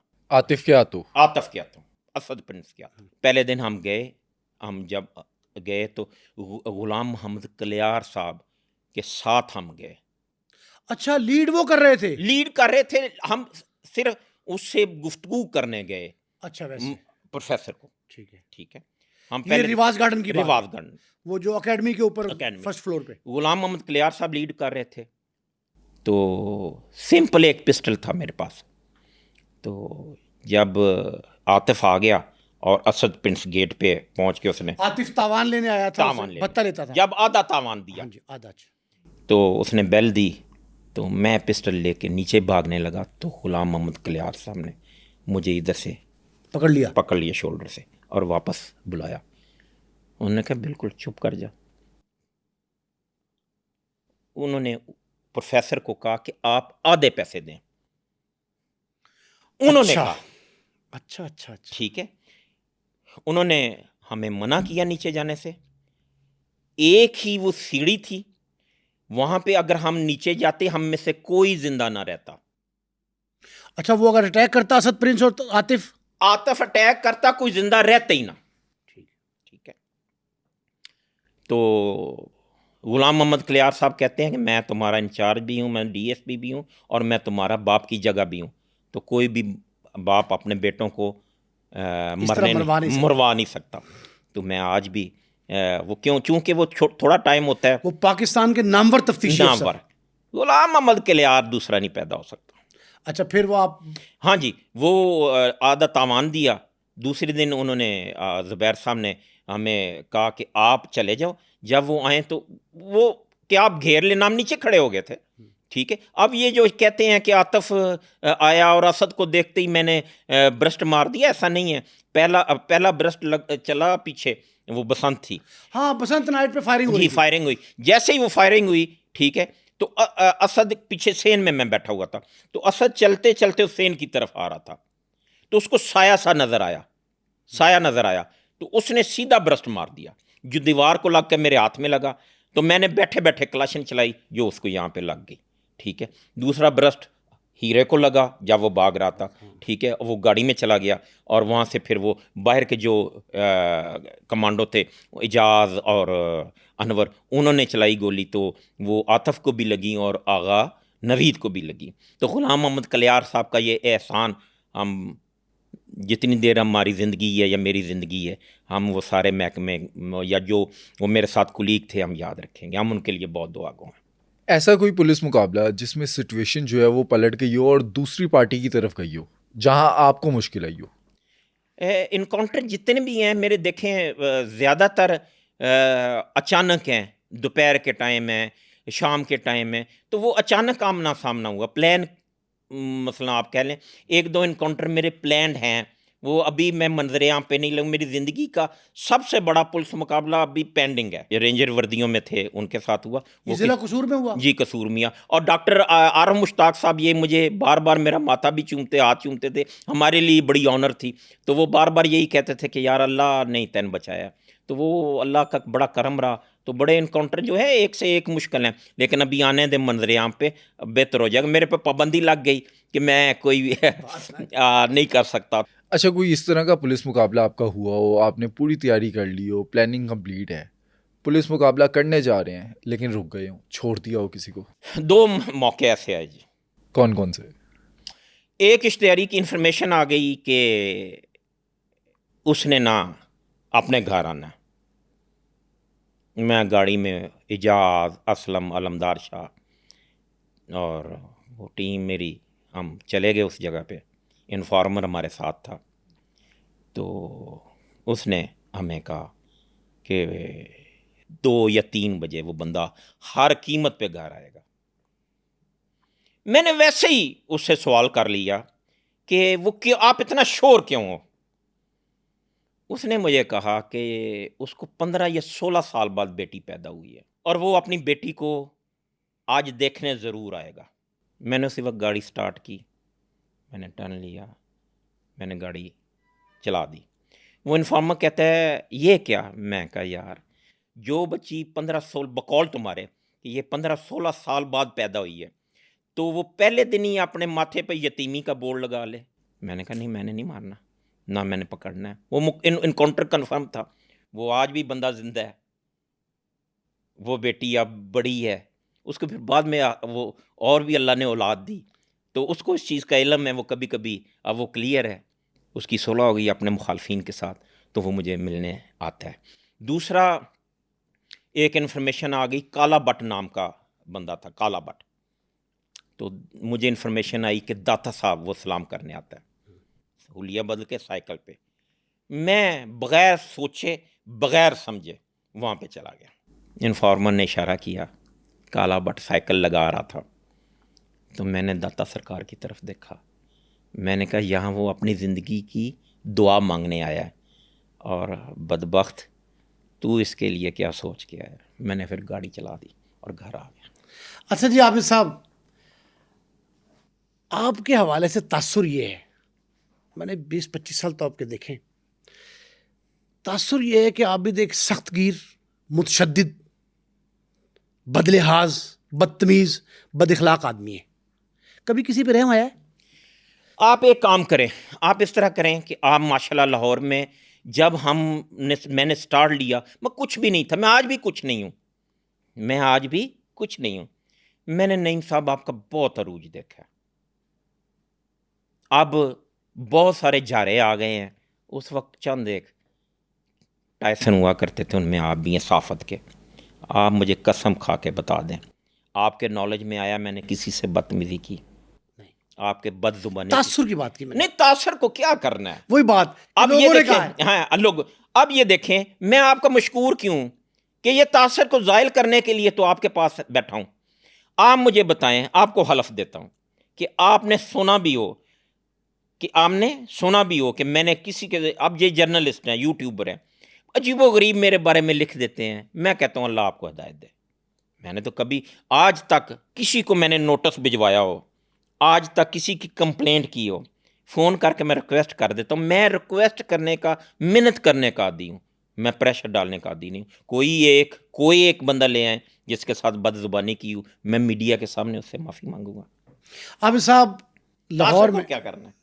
लाहौर में गैंग वॉर, उजरती कातलों की आमद, बड़े बड़े मुतारिब ग्रुप आमने सामने, वो सारे अदवार आपने देखे। जी देखिए, आपका गहरा ताल्लुक़ था ख्वाजा तारीफ गुलशन उर्फ तीफ़ी भट्ट, उनके कज़न गोगी भट्ट, अकील अहमद, मलक एहसान साथ थे, बहुत से ऐसे लोग जो जिनके अकरबा में आपका शुमार होता था। ये इख्तलाफ पैदा हुआ कि इबाहम पैदा हुआ है? इस तरह हुआ कि दूरी? मेरा ताल्लुक था टीपू ट्रका वाले के साथ। ठीक है, मेरा बहुत प्यार था इनसे पहले? पहले। ओके। मेरे पे एक मुसीबत बन जाती है ताहर प्रिंट्स वाली। ठीक है, इसके बाद उसको भी एक्सप्लेन कर दूंगा अगर आपकी इजाज़त हो। हाँ, श्योर श्योर। गोगी ने बहुत कोशिश की, गोगी ने उस वक्त बहुत कोशिश की कि हमारा उनके साथ बैठ के मामलात उनके नोटिस में आ जाएं कि हमारा कोई कसूर नहीं है। मैं गोगी का मशकूर हो गया। मैं अब ये नहीं चाहता था, या मेरे जहन में नहीं था कि मैं गोगी के घर से निकलूं और टीपू को मिलूं। टीपू थोड़ा सा नाराज़गी का इजहार किया, ठीक है, तो मैं ज़्यादा मेरी कुर्बत गोगी के साथ हो गई। गोगी के पास तीफ़ी भट्ट के साथ हो गई। एक अटैक हुआ ऐवान अदल पे, 5 अफराद वाला। जी, ऐवान अदल पे अटैक हुआ। अटैक होने के बाद टीपू ने इनका पर्चा FIR के लिए तीफ़ी और गोगी का नाम दिया। SSP साहब थे, फौत हो गए हैं, अल्लाह उनके दर्जात बुलंद करे। उन्होंने एक DSP ईमानदार थे बड़े, ठीक है, उनका जिक्र ना ही करें तो बेहतर है, उनको कहा कि आबद बॉक्सर का नाम भी इसमें आना चाहिए। अच्छा। ठीक है, तो टीपू बहिश्ती ने कहा कि चाचा जी, अगर आबद बॉक्सर का नाम आएगा तो शफकत बग्गे का नाम भी लिख दे। उनको थोड़ा सा इख्तलाफ था टीपू को। अगर आबिद का नाम देना है तो फिर किसका नाम दे? बग्गे का। बग्गे का भी। हम बाहर चले गए सारे, 2 महीने बाहर रहे, वापस आए। हमें यकीन दिलाया गया कि मेरिट होगा। तफ्तीश मेरिट पे होगी। चलें उस DSP साहब का नाम एक का दे देते हैं, उमर विर्क साहब के पास। उसमें वो DSP थे लाहौर जी, में। CIA। तफ्तीश चली गई। तीफ़ी भट्ट पेश हुआ पहले दिन गुलबर्ग में। उसने कहा मेरी दुश्मनी है तो आप गुलबर्ग में आ जाएं। तो शफकात साहब थे SSP, वो भी चले गए। तो वो वहाँ पे आया, उसने कहा जी मैं बेगुनाह हूँ, मेरी कोई बताएं कैसे मुझे गुनाहगार करते हैं। शफकात साहब ने कहा जी किसको? मैं समझता हूँ कि ये बेगुनाह है, इसको बेगुनाह कर दो। उन्होंने उसको, एक दिन वो पेश हुआ, बेगुनाह कर दिया। शफकत बग्गा था ही बेगुनाह। वो आया, उसने कहा जी मैं बुलाएं उनको, टीपू को बताएं मेरा कसूर क्या है। वो भी बेगुनाह हो गया। 4 बंदों पे मशवरा है, अब गौर से सुनना है, मैं पब्लिक को भी बताना चाहता हूँ कि ये फैसला करें। 4 बंदों पे पर्चा है, मेरे पे, गोगी पे, तीफ़ी पे, शफकत बग्गा, कि हम चारों ने मशवरा किया और टीपू ट्रका वाले पे अटैक कर दिया। ओके, अल्लाह उसकी मगफरत फरमाए, उसके दर्जात बुलंद करे। तीफ़ी भट्ट बेगुनाह, शफकत बग्गा बेगुनाह। और जब बाहर से गोगी मुल्क में आया तो कोर्ट ने उसकी बाहर से बेल ले ली। मैंने 1.25 साल जेल काटी उसी मुकदमे में, जिसमें उसी मुकदमे में 3 फारिग हो गए। जी 3। आम ये बताएं कि तीफ़ी भी बेगुनाह, बग्गा भाई भी बेगुनाह, उसकी बेली मैंने मशवरा किसके साथ किया और उन्होंने मशवरा किसके साथ किया। मैं हर दौर में मैं नफ़रत का शिकार रहा, मैं बेवारसा था इस महकमे में, मेरा कोई वाली वारस नहीं था, मेरा ना कोई चाचा कर्नल, ना कोई वालिद के रिश्तेदार MPA। मैं अपनी ओन पे इस महकमे में आया, अल्लाह ने मेरा नाम बनाया और मुख्तलिफ़ औकात में मेरे इस महकमे में वो रगड़ा देने वाले पैदा होते रहे और जाते रहे। नहीं, लेकिन आप बात कर रहे थे तीफी के इख्तलाफ क्या हुआ? अच्छा जी, वहाँ से वो हो गया, शहर में एक शोर मच गया कि ये तो सारे बेगुनाह हैं। तो फिर आबिद ने क्या अटैक करवाया? उसका बेनिफिट किसको था? वो एक अलग सेपरेट इशू है, मैं तो अपनी ज़ात कर रहा हूँ। खैर वो हमारे ना थोड़े से वो जब शहर में उनकी फीलिंग आने लगी कि ये आबिद कैसे, ये तो फिर आबिद ने अटैक, अगर आबिद सवा साल जेल में रहा है तो वो एक ना लोगों के दिमाग में इनके हमारे थोड़े से इख्तलाफात होने शुरू हो गए, इख्तलाफ हो गए। वो अपने घर बैठ गए, मैं अपने घर बैठ गया। अभी जब वालिद साहब फौत हुए तो गोगी फातिहा कहने के लिए आया, मैंने उसका शुक्रिया अदा कर दिया। अब उनकी दुश्मनी है, ठीक है, उनकी दुश्मनी है, मैं अपनी ज़ात तक एक्सप्लेनेशन दे सकता हूँ। ये केस के बारे में या बाकी मैं कोई वजाहत नहीं दे सकता। नहीं, चलें, आप इस हवाले से, इसमें हम नहीं चाहते कि आप इस सियासत में आएँ। सिर्फ इतना बता दें कि इनकी दुश्मनी है ताजरों की, ताजराना दुश्मनी है, इनकी कोई जद्दी पुश्ती चली आ रही है, क्या ये चौधराहट की जंग है, ये पुलिस वालों ने बढ़ोती दी है इसको, ये है क्या? एक ही जवाब में मैं वाइंड अप करूँगा।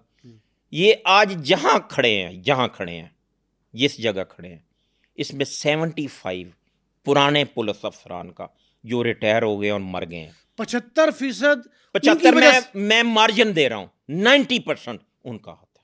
90% उनकी वजह से है, ये उनकी वजह से है। ओके, जो मर गए या जो रिटायर हो गए, ये जो दुश्मनी इस हद तक आई, ये उनका जो पुराने चले गए, ये वो बीज हल तजवीज़ कर सकते हैं दोनों? कुछ नहीं जी, देखें। और फायदा क्या था उनको, क्या फायदा नहीं, ये हुआ? भी मैं देखें, नो कमेंट्स। तो आज ये बता दें सिर्फ कि जी क्या हल तजवीज़ करते हैं, ये खून खराबा रोक सकता है? ये देखें जी, दोनों पार्टियां हैं, वो आपस में ही फैसला करते हैं। अब उनका वालिद कत्ल हुआ, दादा कत्ल हुआ, भाई कत्ल हुआ, उनका बहनोई कत्ल हुआ, मैं कैसे कोई तजवीज़ दे सकता हूँ?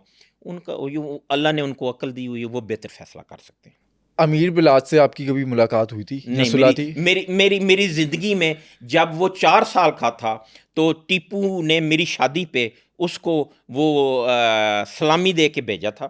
4 साल का था तो वो सलामी मुझे वो देने आया था। एक गनमैन ने उसको उठाया हुआ था और वो मुझे सलामी देने, उसके बाद ना मेरी आज तक उससे बात हुई, ना मेरी मुलाकात है। देखें, किसी वक्त ना हम लोग बहुत अच्छे दोस्त रहे हैं, मैं, गोगी, तीफी अच्छे दोस्त रहे हैं। मैं नहीं चाहता कि मैं उनको चढ़ाऊँ, ठीक है, हालात बने हुए हैं, वो बेहतर समझते हैं। तो मैंने कभी भी उनके मुखालफीन को और उनके मुखालफीन को कभी भी कोशिश नहीं की कि मैं उनको मिलूँ। आबिद साहब, ये जितने मामलात चल रहे हैं ना, बाज़ ऐसी कन्फ्यूजन्स हैं, या आपके बारे में मैंने लफ्ज़ का तासुर, पब्लिक में बाज़ बातें ऐसी हैं जो सवाल उनके जहनों में हैं, हम तक पहुंचते हैं लेकिन आप तक नहीं पहुंच पाते। वो कोई एक दो सवाल अगर चुप भी रहे हो ना। नहीं, कोई नहीं, अभी आपने चुपते ही सारे सवाल किए। अच्छा, अभी सिर्फ आप इतना बता दें जी कि लोग कहते हैं कि 7 साल की पुलिस सर्विस में ये सारे असासे जो बनाए जी, वो किस तरह बन गए? ये ठीक है।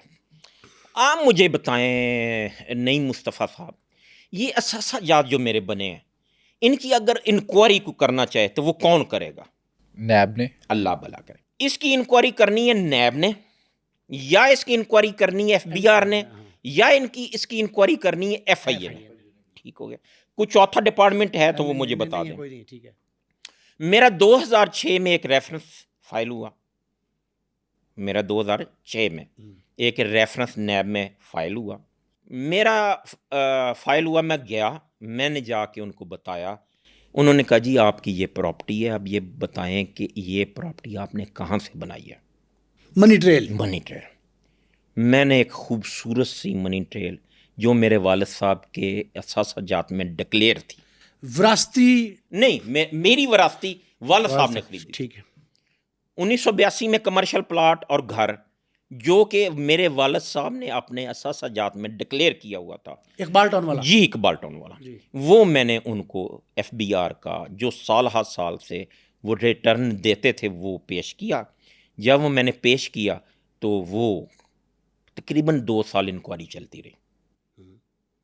और एक दिलचस्प बात आपको कहूँ कि मैं बाहर चला गया, मैं एब्सकॉन्डर हो गया। मुझे नोटिस आया कि अगर आबिद हुसैन बॉक्सर पेश ना हुआ तो इसको 3 साल की कैद दे दी जाएगी। मैं एब्सकॉन्डर 1 रोज़ के लिए पाकिस्तान आया, ठीक है, रात को। सुबह मैं कर्नल अलियास थे, उनके पेश हुआ, मैंने उनको पूरा तफसीली बयान दिया और फिर मैं मुल्क से चला गया एक चंद घंटों के लिए। मेरी वो इंक्वायरी मेरे हक में फाइल हो गई।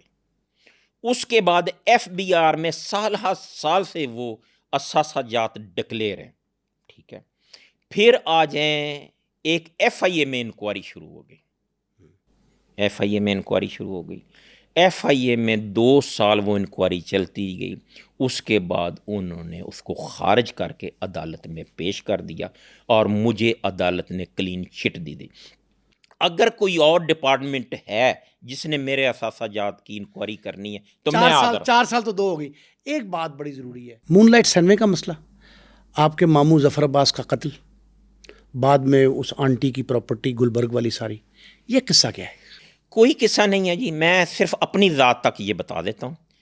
मूनलाइट सैनवे की डिग्री हुई, वो जो नसीम शरीफ अदालत में पेश हुई, उसने कहा जी मैंने जफ़र अब्बास साहब को ये सेल कर दिए। सेल कर दिया, ठीक है। उसको गालबन कंसेंट डिग्री या कोई ऐसा नाम लेते हैं, डिग्री हो गई। मैं अदालत में पेश हुआ, मैंने कहा जी ये असासाजात जो है ये मेरे मामू के ही हैं, मैं इसमें ना दावेदार हूँ ना हिस्सादार हूँ। ये आपने अच्छा खुद कहा या आपको बुलाया गया? नहीं, मैं अदालत में खुद चला गया। ठीक है। ठीक हो गया। ना मैं इस प्रॉपर्टी में हिस्सादार हूँ ना प्रॉपर्टी का दावेदार हूँ। ये प्रॉपर्टी थ्रू कोर्ट मेरे मामू को मिली हुई है, ये इन्हीं की है, ये जाने उनकी इनका काम। ठीक हो गया। अब इसके बाद मेरा लिंक क्या जोड़ सकते हैं आप मूनलाइट सैनवे के साथ? मैंने अदालत में बयान दे दिया, ठीक है। अब होता यह है कि बस हर किस्म का तजर्बा आबिद बॉक्सर पे किया गया। कैसे? मेरे पे एक पर्चा दर्ज हुआ जिससे आके पब्लिक में मेरा वो encounter specialist A class police अफसर का, लेजेंड पुलिस अफसर का एक इमेज ख़राब हो गया। वो कैसे हुआ? वो इस तरह के ही झूठे पर्चे। कैसे? मेरा एक पर्चा हुआ 302 का, उसमें एक औरत अदालत में जाती है और वो ये कहती है कि मेरा खामद गुलबर्ग में कत्ल हुआ 2007 में और उसकी कब्रिस्तान गुलबर्ग में है, तो उसकी जायदाद मुझे ट्रांसफ़र की जाए, मैं उसकी मालिक हूँ। अदालत ने डिग्री कर दिया। डिग्री होने के बाद अरबों रुपए की जायदाद ट्रांसफ़र हो गई। वही औरत 2009 में चली जाती है कोर्ट में और उसके बाद थाने में जाती है कि मुझे अभी 2 लोगों ने बताया है मेरा खामन 95 में अगवा हुआ फिर कत्ल हो गया। मेरा खामन अगवा आबिद बॉक्सर, जफ़र अब्बास, नदीम अब्बास और अली अब्बास ने किया। मामू के दोनों बेटे और आपका नाम? मेरा। मैं जब वापस आया एक बोर्ड बन गया, आसम इफ्तार कंबोज साहब, बाजवा साहब, ठीक है, और दानिश रांझा साहब, इकबाल शाह साहब और एक इंस्पेक्टर हाजी, 5 बंदों का बोर्ड बन गया। मैंने उनको कहा, बाजवा साहब को, SPCA ये थे, मैंने कहा बाजवा साहब ये सबूत हैं कि 95 में तो मेरा मामू मुल्क में ही नहीं था। अली अब्बास की उम्र 8 साल थी, नदीम अब्बास की उम्र 9 साल थी और मैं SHO था लाहौर से बाहर। आप मुझे बताएं कि समझ लें थोड़ी देर के लिए कि ये बंदा ठीक कह रहा है मेरी याद। ये बंदे तो एक का 8 साल उम्र है, दूसरा 9 साल बच्चे की उम्र है और ये भी अपने बाप के साथ मुल्क से बाहर थे, ठीक है। अब इसमें आप मुझे गुनाहगार कैसे कर सकते हैं? बेगुनाह हो गया। लेकिन वो बेगुनाही की इतनी प्रचार ना हुई जितनी गुनाहगारी की 10 साल होती गई। अच्छा। ठीक है, तो नहीं भाई, बहुत सारे तजर्बे हुए, वो तजर्बे होते होते अब यहाँ तक पहुँच गए। आबिद साहब, जब आपके बच्चों को कोई कहता होगा आबिद बॉक्सर बंदे मार रहा है, आबिद बॉक्सर कब्जा माफिया है, वो आपको कहते नहीं होंगे कि पापा ये हमें क्यों कहते हैं, क्यों कहा जाता है?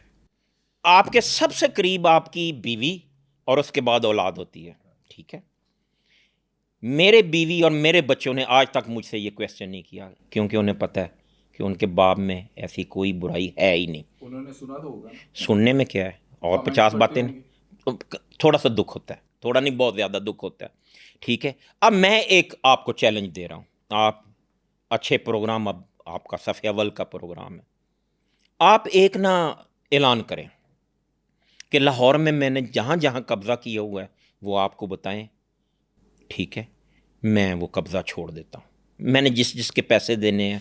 आप हमारे चैनल की वसातत से ये कह रहे हैं पब्लिक को कि अगर आपके खिलाफ कोई शिकायत है तो वो बताए आपको, आप वो जो शिकायत है फौरी दूर कर देंगे। नईम साहब, आपको क्या तासर मिल रहा है कि मैं आपके प्रोड्यूसर को कह रहा हूँ? मैं चैलेंज कर रहा हूँ और आपकी वसातत से आपको ये रिक्वेस्ट कर रहा हूँ कि मेरा ये ऐलान पब्लिक किया जाए कि मैंने जिस बंदे के साथ ज्यादती की हुई है, मैंने आपके प्रोग्राम में माफ़ी मांगनी है। किसी का कब्जा किया हुआ है, यहाँ पे आके कब्जा मैंने वापस करना है। मैंने किसी के पैसे देने हैं, आपके आके मैंने 10 गुना उसके पैसे वापस करने हैं। किसी के साथ मैंने ज्यादती की है, आपके दफ्तर में आके मैंने माफ़ी मांगनी है।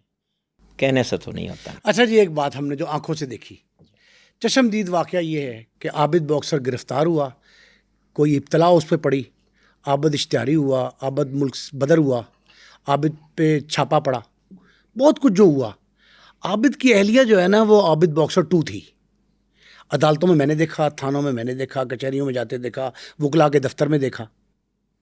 वो हमारी भाभी, हमारी बहू जो है, आप ये बताएं कि उसमें आबिद बॉक्सर की रूह कैसे सरायत कर गई?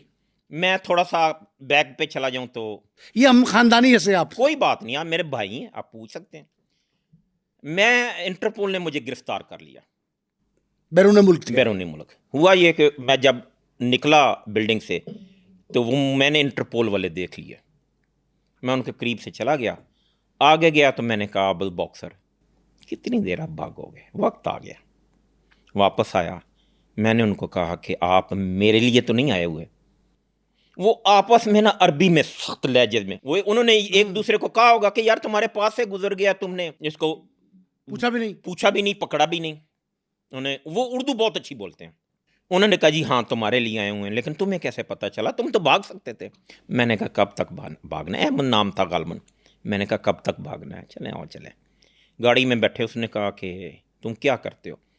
मैं वो जेब में वॉलेट था उसको निकाला, वो तस्वीर दिखाई। उसने कहा कि तू कैप्टन है, वो शायद मेजर या कैप्टन है। उसने कहा यार हम तेरे लिए क्या कर सकते हैं। मैं कहा एक फ़ोन करवा दो। मैंने फ़ोन लिया, अपनी बीवी को किया। मैंने कहा फातिमा मैं मर भी जाऊं तो तुम मीडिया पे ना आना, मैं मर भी जाऊं तो तुम मीडिया पे ना आना। खैर उस वक्त उसने रोना शोना शुरू कर दिया। जो अब जब ये वकूआ हुआ तो मेरी बीवी रो रही थी मीडिया पे, मंजर आम पे। तो मेरी ज़िंदगी तो उतनी ही है जितनी अल्लाह ने लिखी हुई है। मैं अपनी बीवी फातिमा का सारी ज़िंदगी ताबेदार रहूँगा, मैं उसका एहसान नहीं उतार सकता। बीवियाँ होती हैं, अल्लाह उन पे मुसीबत ना डाले, लेकिन जिस तरह उसने बीवी होने का हक अदा किया, अल्लाह उसको इसका अजर दे। आपके ससुर टीपू सुल्तान को भी मैंने देखा साथ साथ। वकील होना और बात, ससुर होना और बात, लेकिन आबिद के शाना बशाना खड़ा होना, ये क्या रीज़न थी? टीपू साहब का सबसे बड़ा एहसान कि उन्होंने अपनी बेटी का रिश्ता मुझे दिया। अच्छा। दूसरा, टीपू साहब के माशाल्लाह 3 दामाद हैं। माशाल्लाह। एक लाहौर के मशहूर डॉक्टर हैं, हाँ जी, बहुत और आज एक आपको और दे दूं, टीपू साहब के एक दामाद MNA भी हैं। अच्छा, ये हमारे इल्म में नहीं है। जी वो MNA, अब नाम आपने नहीं पूछना, ठीक है। टीपू साहब के एक दामाद MNA हैं, उन्होंने रिकॉर्ड वोट लिए हुए हैं। टीपू साहब का तीसरा दामाद ये है, मैं हूँ। मैं अपने आप को नालायक दामाद उनका समझता हूँ, लेकिन मुझे वो मियाँ बीवी की तरफ से बहुत प्यार मिला, क्योंकि मैंने उनको बहुत सताया। मेरे मसाइल झूठे जो भी, मैं नफ़रत का शिकार रहा, प्रोपोगंडे का शिकार रहा। उन बेचारों ने सफ़र किया मेरी बीवी के साथ। आप देखें ना, वो उनकी बेटी थी। अब ये तो मुमकिन नहीं था कि वो अपनी बेटी का साथ हो, लेकिन इतना जितना उन्होंने साथ दिया, कोई माई बाप साथ नहीं देता। सांस चढ़ जाती है एक लिमिट में। या मुसीबत पड़ी, मेरा ख्वाजा सुल्तान साहब मेरे वकील हुए, ख्वाजा हारिस साहब हुए, और बड़े बड़े वकील हुए। तो वो जब जाते थे तो नईम बुखारी साहब, तो वो एक क्वेश्चन करते थे, और टीपू तू ती किथे देती है? अच्छा। तो वो कहते थे नहीं, आबद मेरा बड़ा प्यारा बेटा है। तो चलें, अल्लाह उनको ज़िंदगी दे। तो मैंने उनको बहुत सताया जी। आबिद बॉक्सर ने इतने पुलिस मुकाबले किए, क्या कोई ऐसा वक्त आया जब आबिद बॉक्सर को लगा हो कि अब आबिद बॉक्सर का पुलिस मुकाबला हो सकता है? चलें, अब इसको पेंडिंग कर लें, फिर कभी। नहीं, ये बड़ी अहम बात है। कई दफ़ा अब ये जो जब ये वकूआ हुआ है, तो क्या वो मुझे लेके किसी मज़ार पे उन्होंने जाना था? ये आपके घर पे जब आए हैं? या पुलिस मुकाबला हो सकता था? हो क्या सकता था ये? फायर ये नहीं, आप मुझे बताएं, आबिद बॉक्सर कलाशन को छीन के भाग गया, इसका मकसद क्या था? मैं फिर कहता हूं कि मेरा कंप्रोमाइज़ हुआ उनके साथ, मेरा कंप्रोमाइज़ हुआ। और ये चीज़ें बहुत बुरी लगती हैं जब मैं मोहम्मद अली भट्ट की उसको रिस्पेक्ट से बुलाता हूँ या उसका शुक्रिया अदा करता हूँ। डिपार्टमेंट के बाकी लोगों को बहुत बुरा लगता है, उनके कुलीगों को, लेकिन मैं उसका मशहूर हूँ। जब वाइंड अप हुआ तो आबिद साहब, आपने बड़े बड़े अफसरों की कुर्बत देखी है, बड़े बड़े अफसरों के साथ मरासिम रहे हैं, बड़े बड़े सियासतदानों ने, मैं आई विटनेस अकाउंट दे रहा हूँ, आपको बुला के ख्वाहिशात का इज़हार किया, ऐसा कर दो, ऐसा कर दो। आपसे काम लेते रहे? नहीं, कभी भी नहीं। अच्छा, चलें। देखें नईम साहब, एक बात बताता हूँ, आप मेरे लिए साफ़ी नहीं है, आप मेरे लिए मेरे भाई हैं। मेरा आज, जब मैं कुछ भी नहीं था, मेरा आपसे ताल्लुक़ था, इसमें कोई दूसरी राय तो नहीं, कोई शुबा नहीं। मैं कोई बात ना भी करने वाली होगी तो मैं ज़रूर करूँगा, करूँगा, ठीक है। मैं जिंदा हूँ, ठीक है, तो कोई रीज़न तो होगी। मैंने ज़िंदगी में बीवी के सामने खावंद, बेटी के सामने बाप, भाई के सामने भाई, मैंने आज तक बेइज्जत नहीं किया, मैंने आज तक तशद्दुद नहीं किया, मैंने आज तक उसे ओए नहीं कही, ठीक है। मैं उसको थाने ले गया और गुनाहगार हूँ, मैंने उसकी चमड़ी उतार दी जाके, ठीक है, लेकिन मैंने फैमिली के सामने किसी को बेइज्जत नहीं किया। मैंने कोशिश की कि जो डिज़र्व करता है उसके साथ सख्ती की जाए। जो माशरे के लिए नासूर है, जो रेप कर रहा है, जो उजरत पे कत्ल कर रहा है, जो फॉर नथिंग क्राइम कर रहा है, सिर्फ चस्के के लिए, पैसे के लिए, मैं उनके साथ सख्त तरीके से निपटता रहा हूँ। मेरे पे कोई इल्ज़ाम जाली पुलिस मुकाबले का नहीं है। आप जर्नलिस्ट हैं, बताएं कौन सा। मैं आपसे सवाल जो कर रहा था ना, आपने इतने लोगों के साथ काम किया, सर्व किया, ताल्लुक भी बहुत गहरा रखा। अफसर दोस्त कितने नहीं अफसर? होता, अफसर दोस्त नहीं होता। नहीं, दोस्त आप चलें, ताल्लुक रहा, हाँ, दोस्त नहीं, ताल्लुक रहा। कितने एसएसपी गुजरे जिनके साथ आपको काम करने का मौका मिला, और किसको कैसा पाया आपने? आपने नाम के साथ तफसीलन बताना है ताकि महकमे के दूसरे अफसरों के लिए मशल राह हो। सबसे पहले कैप्टन जुबैर साहब, पहला तजर्बा आपका, ठीक है, छोटा सा वजूद, slim smart, 5 foot 5 inch 6 inch, लेकिन वो जितना वजूद था वो दिल ही दिल था। मैं राना महमूद हसन या मसूद हसन, दो भाई थे जी, शरीफ आदमी, बिल्कुल वो जैसे धीमे मिजाज के, अब मुझे अल्फाज नहीं मिल रहे, धीमे मिजाज के, बहुत अच्छे। उसके सबमिसिव, बहुत सबमिसिव। मलक अहमद रजा ताहिर, क्या बात, हाजी हबीबुर रहमान, क्या बात, चौधरी तनवीर साहब, क्या बात। लेकिन एक, अब चलते हैं लाहौर से बाहर, डॉक्टर आरफ मुश्ताक, कसूर में एसएसपी, क्या बात, सख्तगी, किसी वक्त वो डर लगता था, निहायत honest. हाँ, Dead फिजिकली honest. ना फैंटी लगा दे, मारा, ठीक लगता है। नहीं था। हाँ, एक दिन मुझे कहते हैं, और तू लेट क्यों आया? मैंने कहा जी मेरी बेटी बीमार थी। मुझे बहुत गुस्से हुए, ठीक है, तो चला जा यहाँ से, निकल, थाने में पहुँच। थोड़ी देर बाद फ़ोन आ गया, वापस आया, 2 दिन की छुट्टी पे चला जा, बेटी को लेके फ़लाँ जगह पे सर्विस हॉस्पिटल में मेरा कुलीग है, तुम्हारा इंतज़ार कर रहा है। वो फिर एक अफसर ने, एक बाप का मुकाम, मैं फिर एक अफसर जिसका छोटा सा कद था, जो बिल्कुल कैप्टन ज़ुबैर साहब की तरह था, उसका नाम है सऊद अजीज़। सैयद सऊद। सैयद पूरे दिनों का था। सैयद ने बहुत साथ दिया। जब ये ताहिर प्रिंस वाला वकूआ हुआ, मुझे बुलाया, मुझसे पूछा। मैंने कहा नहीं सर, मेरा कोई लेना देना नहीं है। उसकी तस्दीक करने के बाद सऊद अजीज़ साहब ने कहा कि ये सैयद तेरे साथ है अल्लाह के बाद, तो तूने घबराना नहीं। अदालत में पिटीशन कर दी थी। पिटीशन हाँ, हर जगह मुझे याद जी। है, मुझे याद बच्चा है। होने के बाद मैं 10 हाँ, महीने हाँ, SHO रहा। हाँ।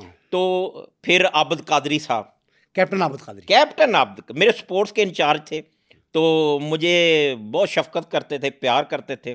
तो आज भी मेरा ताल्लुक़ है। कैप्टन ज़ुबैर साहब को मैं फ़ोन वक्तन फ़वक्तन करता रहता हूँ। डॉक्टर आरफ मुश्ताक साहब को मैं डरते नहीं करता, कि उनके मूड का कोई पता नहीं है। आजकल वो इंफॉर्मेशन कमीशन का कमिश्नर है जी, मुझे मिलते हैं अपना जिम खाना के इलेक्शनों में, तो वहाँ पे मिलते हैं, तो मैं प्यार से मिल लेता हूँ। तो कहते हैं दफ्तर आना, तो मैं डरते जाता नहीं हूँ। मुझे वो याद आता है उनका सीन, दफ्तर में कभी किसी को लग रही है फैंटी, कभी किसी को। तो अच्छे अफसर। कभी दौरान सर्विस पुलिस में कोई कलक हुआ, कोई सदमा, कोई दुख, कोई तल्ख तजर्बा? अब ये देखें, अगर मैं बिल्कुल ही वो नहीं सर, वो मैंने देखें, आप पुलिस की नौकरी में होते हैं, कई दफ़ा आपसे गलत फैसले हो जाते हैं, कई दफ़ा आपसे ज़्यादती हो जाती है किसी वो उसमें तफ्तीश में, या दौरान तफ्तीश किसी वक्त आप ज़्यादती कर जाते हैं। इंसान गलती का पुतला है दौरान सर्विस क्रिमिनल्स के साथ, तो उसका थोड़ा बहुत रहता है। अच्छा, कभी किसी सियासतदान ने, जैसे कि हम देखते हैं माजी के अंदर गवर्नर हाउस बुला लेते थे, प्रेशर आता था, आप पर आया कभी प्रेशर? नहीं, कभी भी नहीं। प्रेशर आया नहीं या प्रेशर लिया नहीं? नहीं, मैं एक मीटिंग में मैंने क्लियर कर दिया था कि मैं जो रेड करने थे, तो मैंने वो उनको बताया कि मैं ना मजहबी उन पे जो शख्सियात पे उन पे रेड करूँगा, और ना सियासतदानों पे। अच्छा, हाँ, और मुझे उन्होंने ऑनर दी। अच्छा, आपने इतने पुलिस मुकाबले किए, क्या कभी कोई अपना पुलिस मुकाबला किसी और को दिया, किसी और के क्रेडिट पे आया? नहीं, किसी वक्त ये होता है कि आप उस वक्त बहुत पुलिस मुकाबले हुआ करते थे और प्रमोशंस भी हुआ करती थी। तो कई दफ़ा ऐसा हुआ है कि किसी ने कहा कि एक कांस्टेबल शहीद हुआ था, तो बड़ा ज़बरदस्त वो फैसलाबाद का इश्तिहारी था, टॉप 10, 10 लाख रुपए नाम था, बड़ा शदीद मुकाबला हुआ। तो जिसका वो कांस्टेबल शहीद हुआ था, उसने कहा जी मुझे भी शामिल कर लें। कभी कोई इश्तिहारी जिसका पुलिस मुकाबला आपने किया ख्वाब में आया? मुझे कैप्टन ज़ुबैर साहब के पास मैं बैठा हुआ था, शुरू में वो उस वक्त SP थे, तो एक सयाल साहब आए अपना ना झंग से, DSP। तो ज़ुबैर साहब उस वक्त सिविल लाइन में रहते थे, तो ज़ुबैर साहब ने मेरा तारुफ करवाया कि आबिद बॉक्सर। तो वो ज़ुबैर साहब उठ के अंदर चले गए, चाय वाय का कहने या किसी, अब एग्जैक्ट याद नहीं। तो वो मुझे कहते हैं सयाल साहब के आबिद बॉक्सर तू कैसे सोता है?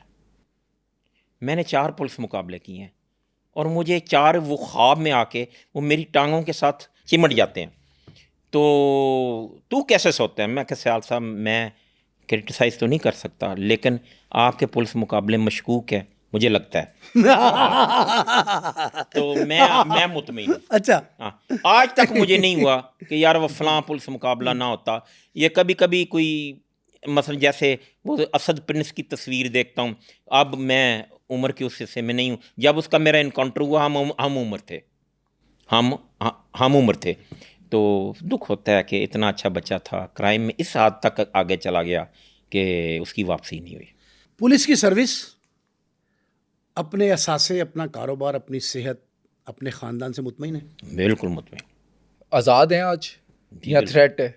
नहीं, थ्रेट तो देखे ना, मेरे घर पे हमला हुआ, मुख्तलिफ औकात में वो आती रही, जो गवर्नमेंट ऑफ पंजाब जो हिट लिस्ट ने उसमें शायद, नाम कई हाँ जगह। कईयों में नाम है, घर में हुआ। अब जैसे मेरे घर पे रेड हुआ और कुछ दिनों बाद एक क्रिमिनल पकड़ा गया, और उसने ये इंकशाफ किया कि जब वो रेड हो रहा था तो मैं मारने के लिए आबिद बॉक्सर को बाहर बैठा हुआ था।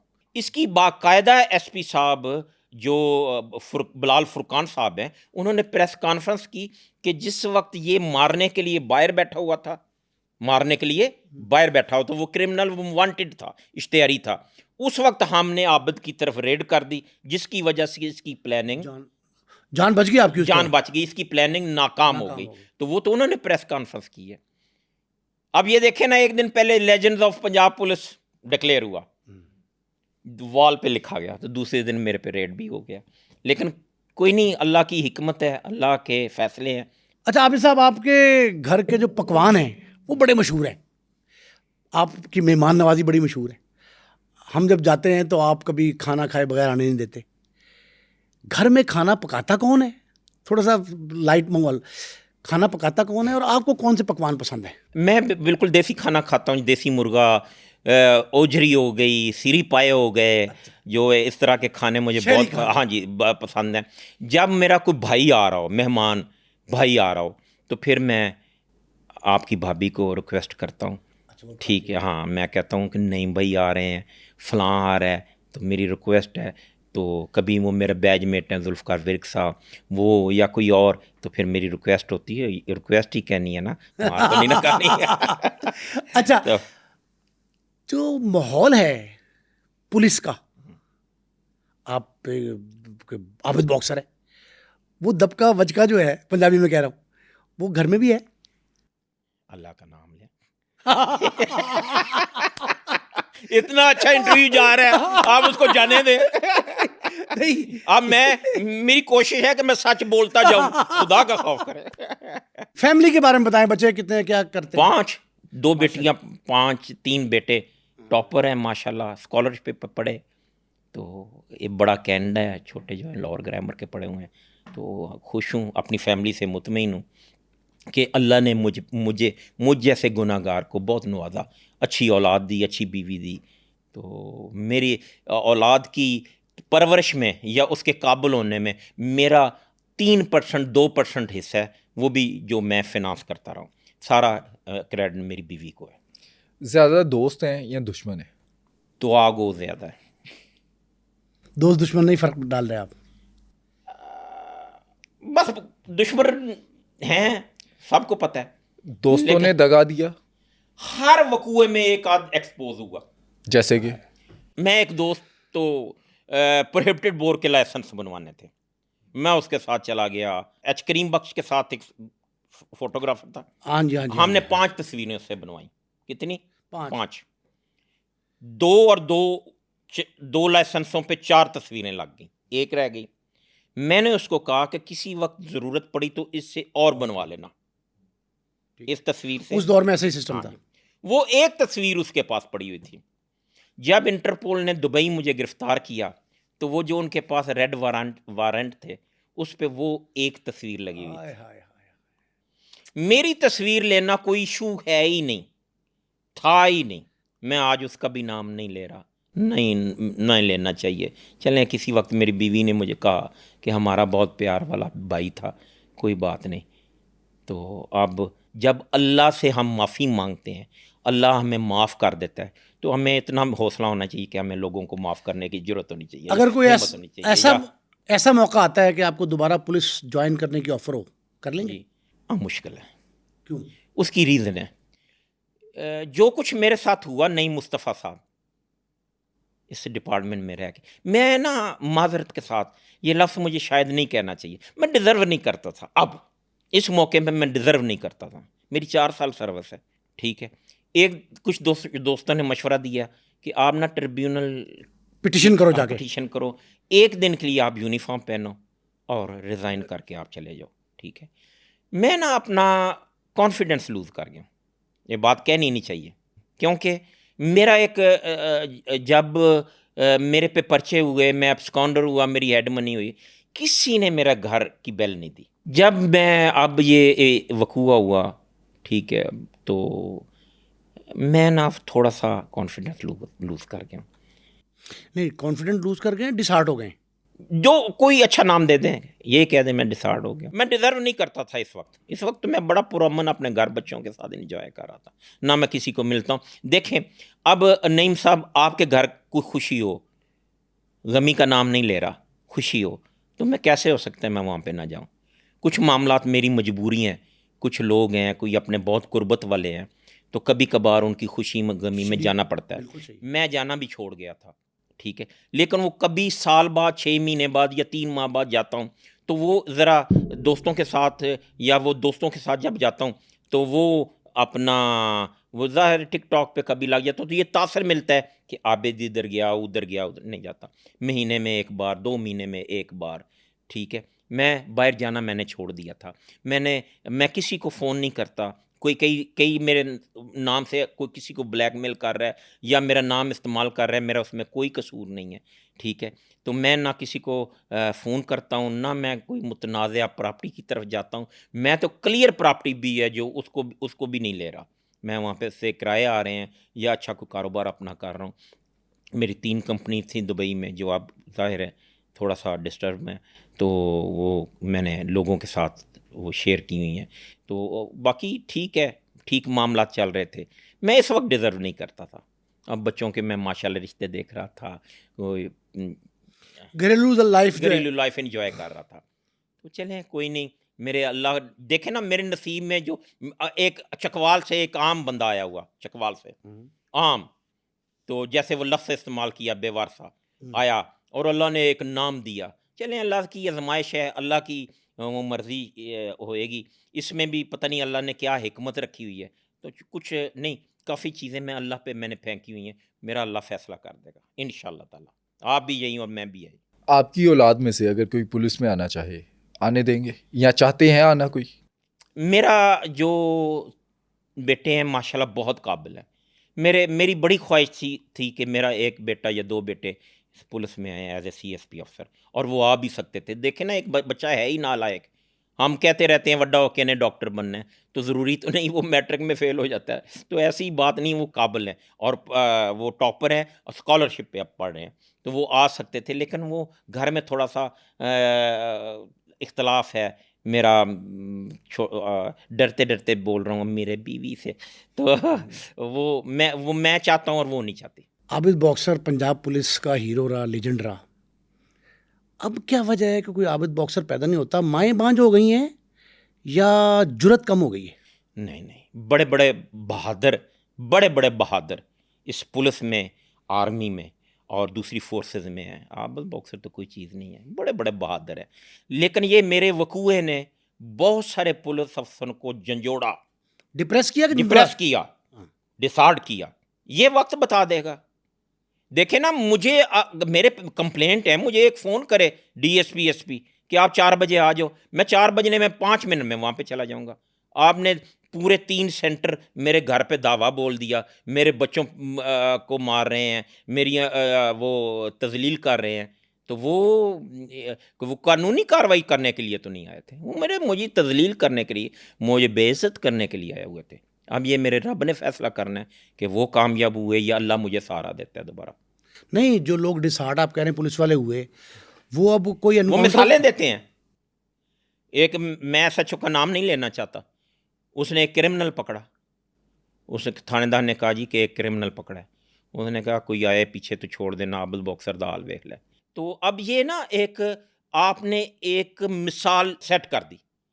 अब ये नहीं होएगा कि कोई बंदा कहे यार क्या कर रही है ये पुलिस वाला है। नहीं, जो कहते थे कि मज्जा मज्जा दियां भैणा ने, हाँ वो क्या हुआ?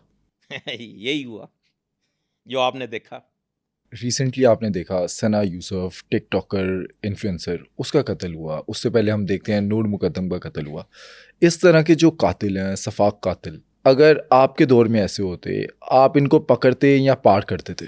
मैं आपको हकीकत बताऊं, कोई मुनाफकत नहीं, इनको मजबूत तरीके से चालान किया जाता, इनको मजबूत तरीके से चालान करके अदालत में पेश किया जाता। इसमें कोई बंदा भी ऐसा नहीं होएगा जो सज़ा से बचेगा, ये मेरी बात लिख लें। लेकिन अगर मुद्दई ही कंप्रोमाइज़ कर जाए, उसमें अदालत आप और मैं क्या कर सकते हैं? अच्छा, इसका मतलब कि आपके दौर में मुद्दई कॉम्प्रोमाइज़ कर जाते थे? नहीं, अब करते नहीं हैं, बेशुमार आप देख लें, बेशुमार लोग करते। उसकी कानून में, इस्लाम में इसकी इजाज़त है। अच्छा जी आबिद साहब, हमारा ये जो प्रोग्राम है ना, आज चंद घंटों बाद नमाज ईद उल अज़हा है, ईद का दिन होगा ना, कुर्बानी का यौम कुर्बानी है। इस मौके पे आप ये समझते हैं ईद के लिए खुसूसी पैगाम के तौर पे कि आपने पुलिस के लिए जो कुर्बानी दी, कौम के तहफ़्फ़ुज़ की खातिर जो कुछ किया, वो कुर्बानी रहेगा गई आपकी? नहीं, नहीं, बिल्कुल कोई नहीं। मैंने अपना काम किया जो मेरे ज़िम्मा था, मैंने नेक नीति से अपना काम किया। ये जो मेरे घर आए थे, इन्होंने नेक नीति से अपना काम नहीं किया, ये फ़र्क है। अब ये तो नहीं कि 4 नमाज़ें मैं पढ़ूँ और 5वीं नमाज ना पढ़ूँ तो 4 का सवाब चला जाएगा। जो मैंने काम किए हुए हैं उसका क्रेडिट मुझे मिलेगा इंशाल्लाह, और मिल भी रहा है। देखे ना, मुझे ये नज़र तो आ रहा है मेरे घर पे रेड हुआ, तोड़ फोड़ हुआ। हो सकता है मेरे अल्लाह मेरे लिए क्या क्या आसानियाँ पैदा की हुई हैं, क्या क्या इनामात मेरे लिए हैं, औलाद की सूरत में, किसी और सूरत में, तो वो मुझे मिलेंगी इंशाल्लाह ताला। कुछ चीज़ें नज़र आ रही हैं, कुछ नहीं आ रही, वो वक्त के साथ नज़र आ जाएंगी। बहुत शुक्रिया आबिद साहब आपकी तशरीफ़ आवरी का। आपने बहुत सारी बातें हमारे नाजरीन तक पहुंचाई हमारे ज़रिए से, लेकिन कई आपने फिर सीने में रखी हैं। तो एक मीटिंग फिर रख लेंगे ना भाई, ये क्या करते हैं? अच्छी कॉफ़ी आपने पिलाई, आप नहीं चाहते दोबारा मुझे कॉफ़ी पिलाए? हम 10 दफ़ा आपके लिए खुशामदीद 10 हैं। दफ़ा नहीं, 3-4 दफ़ा रख लें। बहुत शुक्रिया। बड़ी मेहरबानी, थैंक यू सर।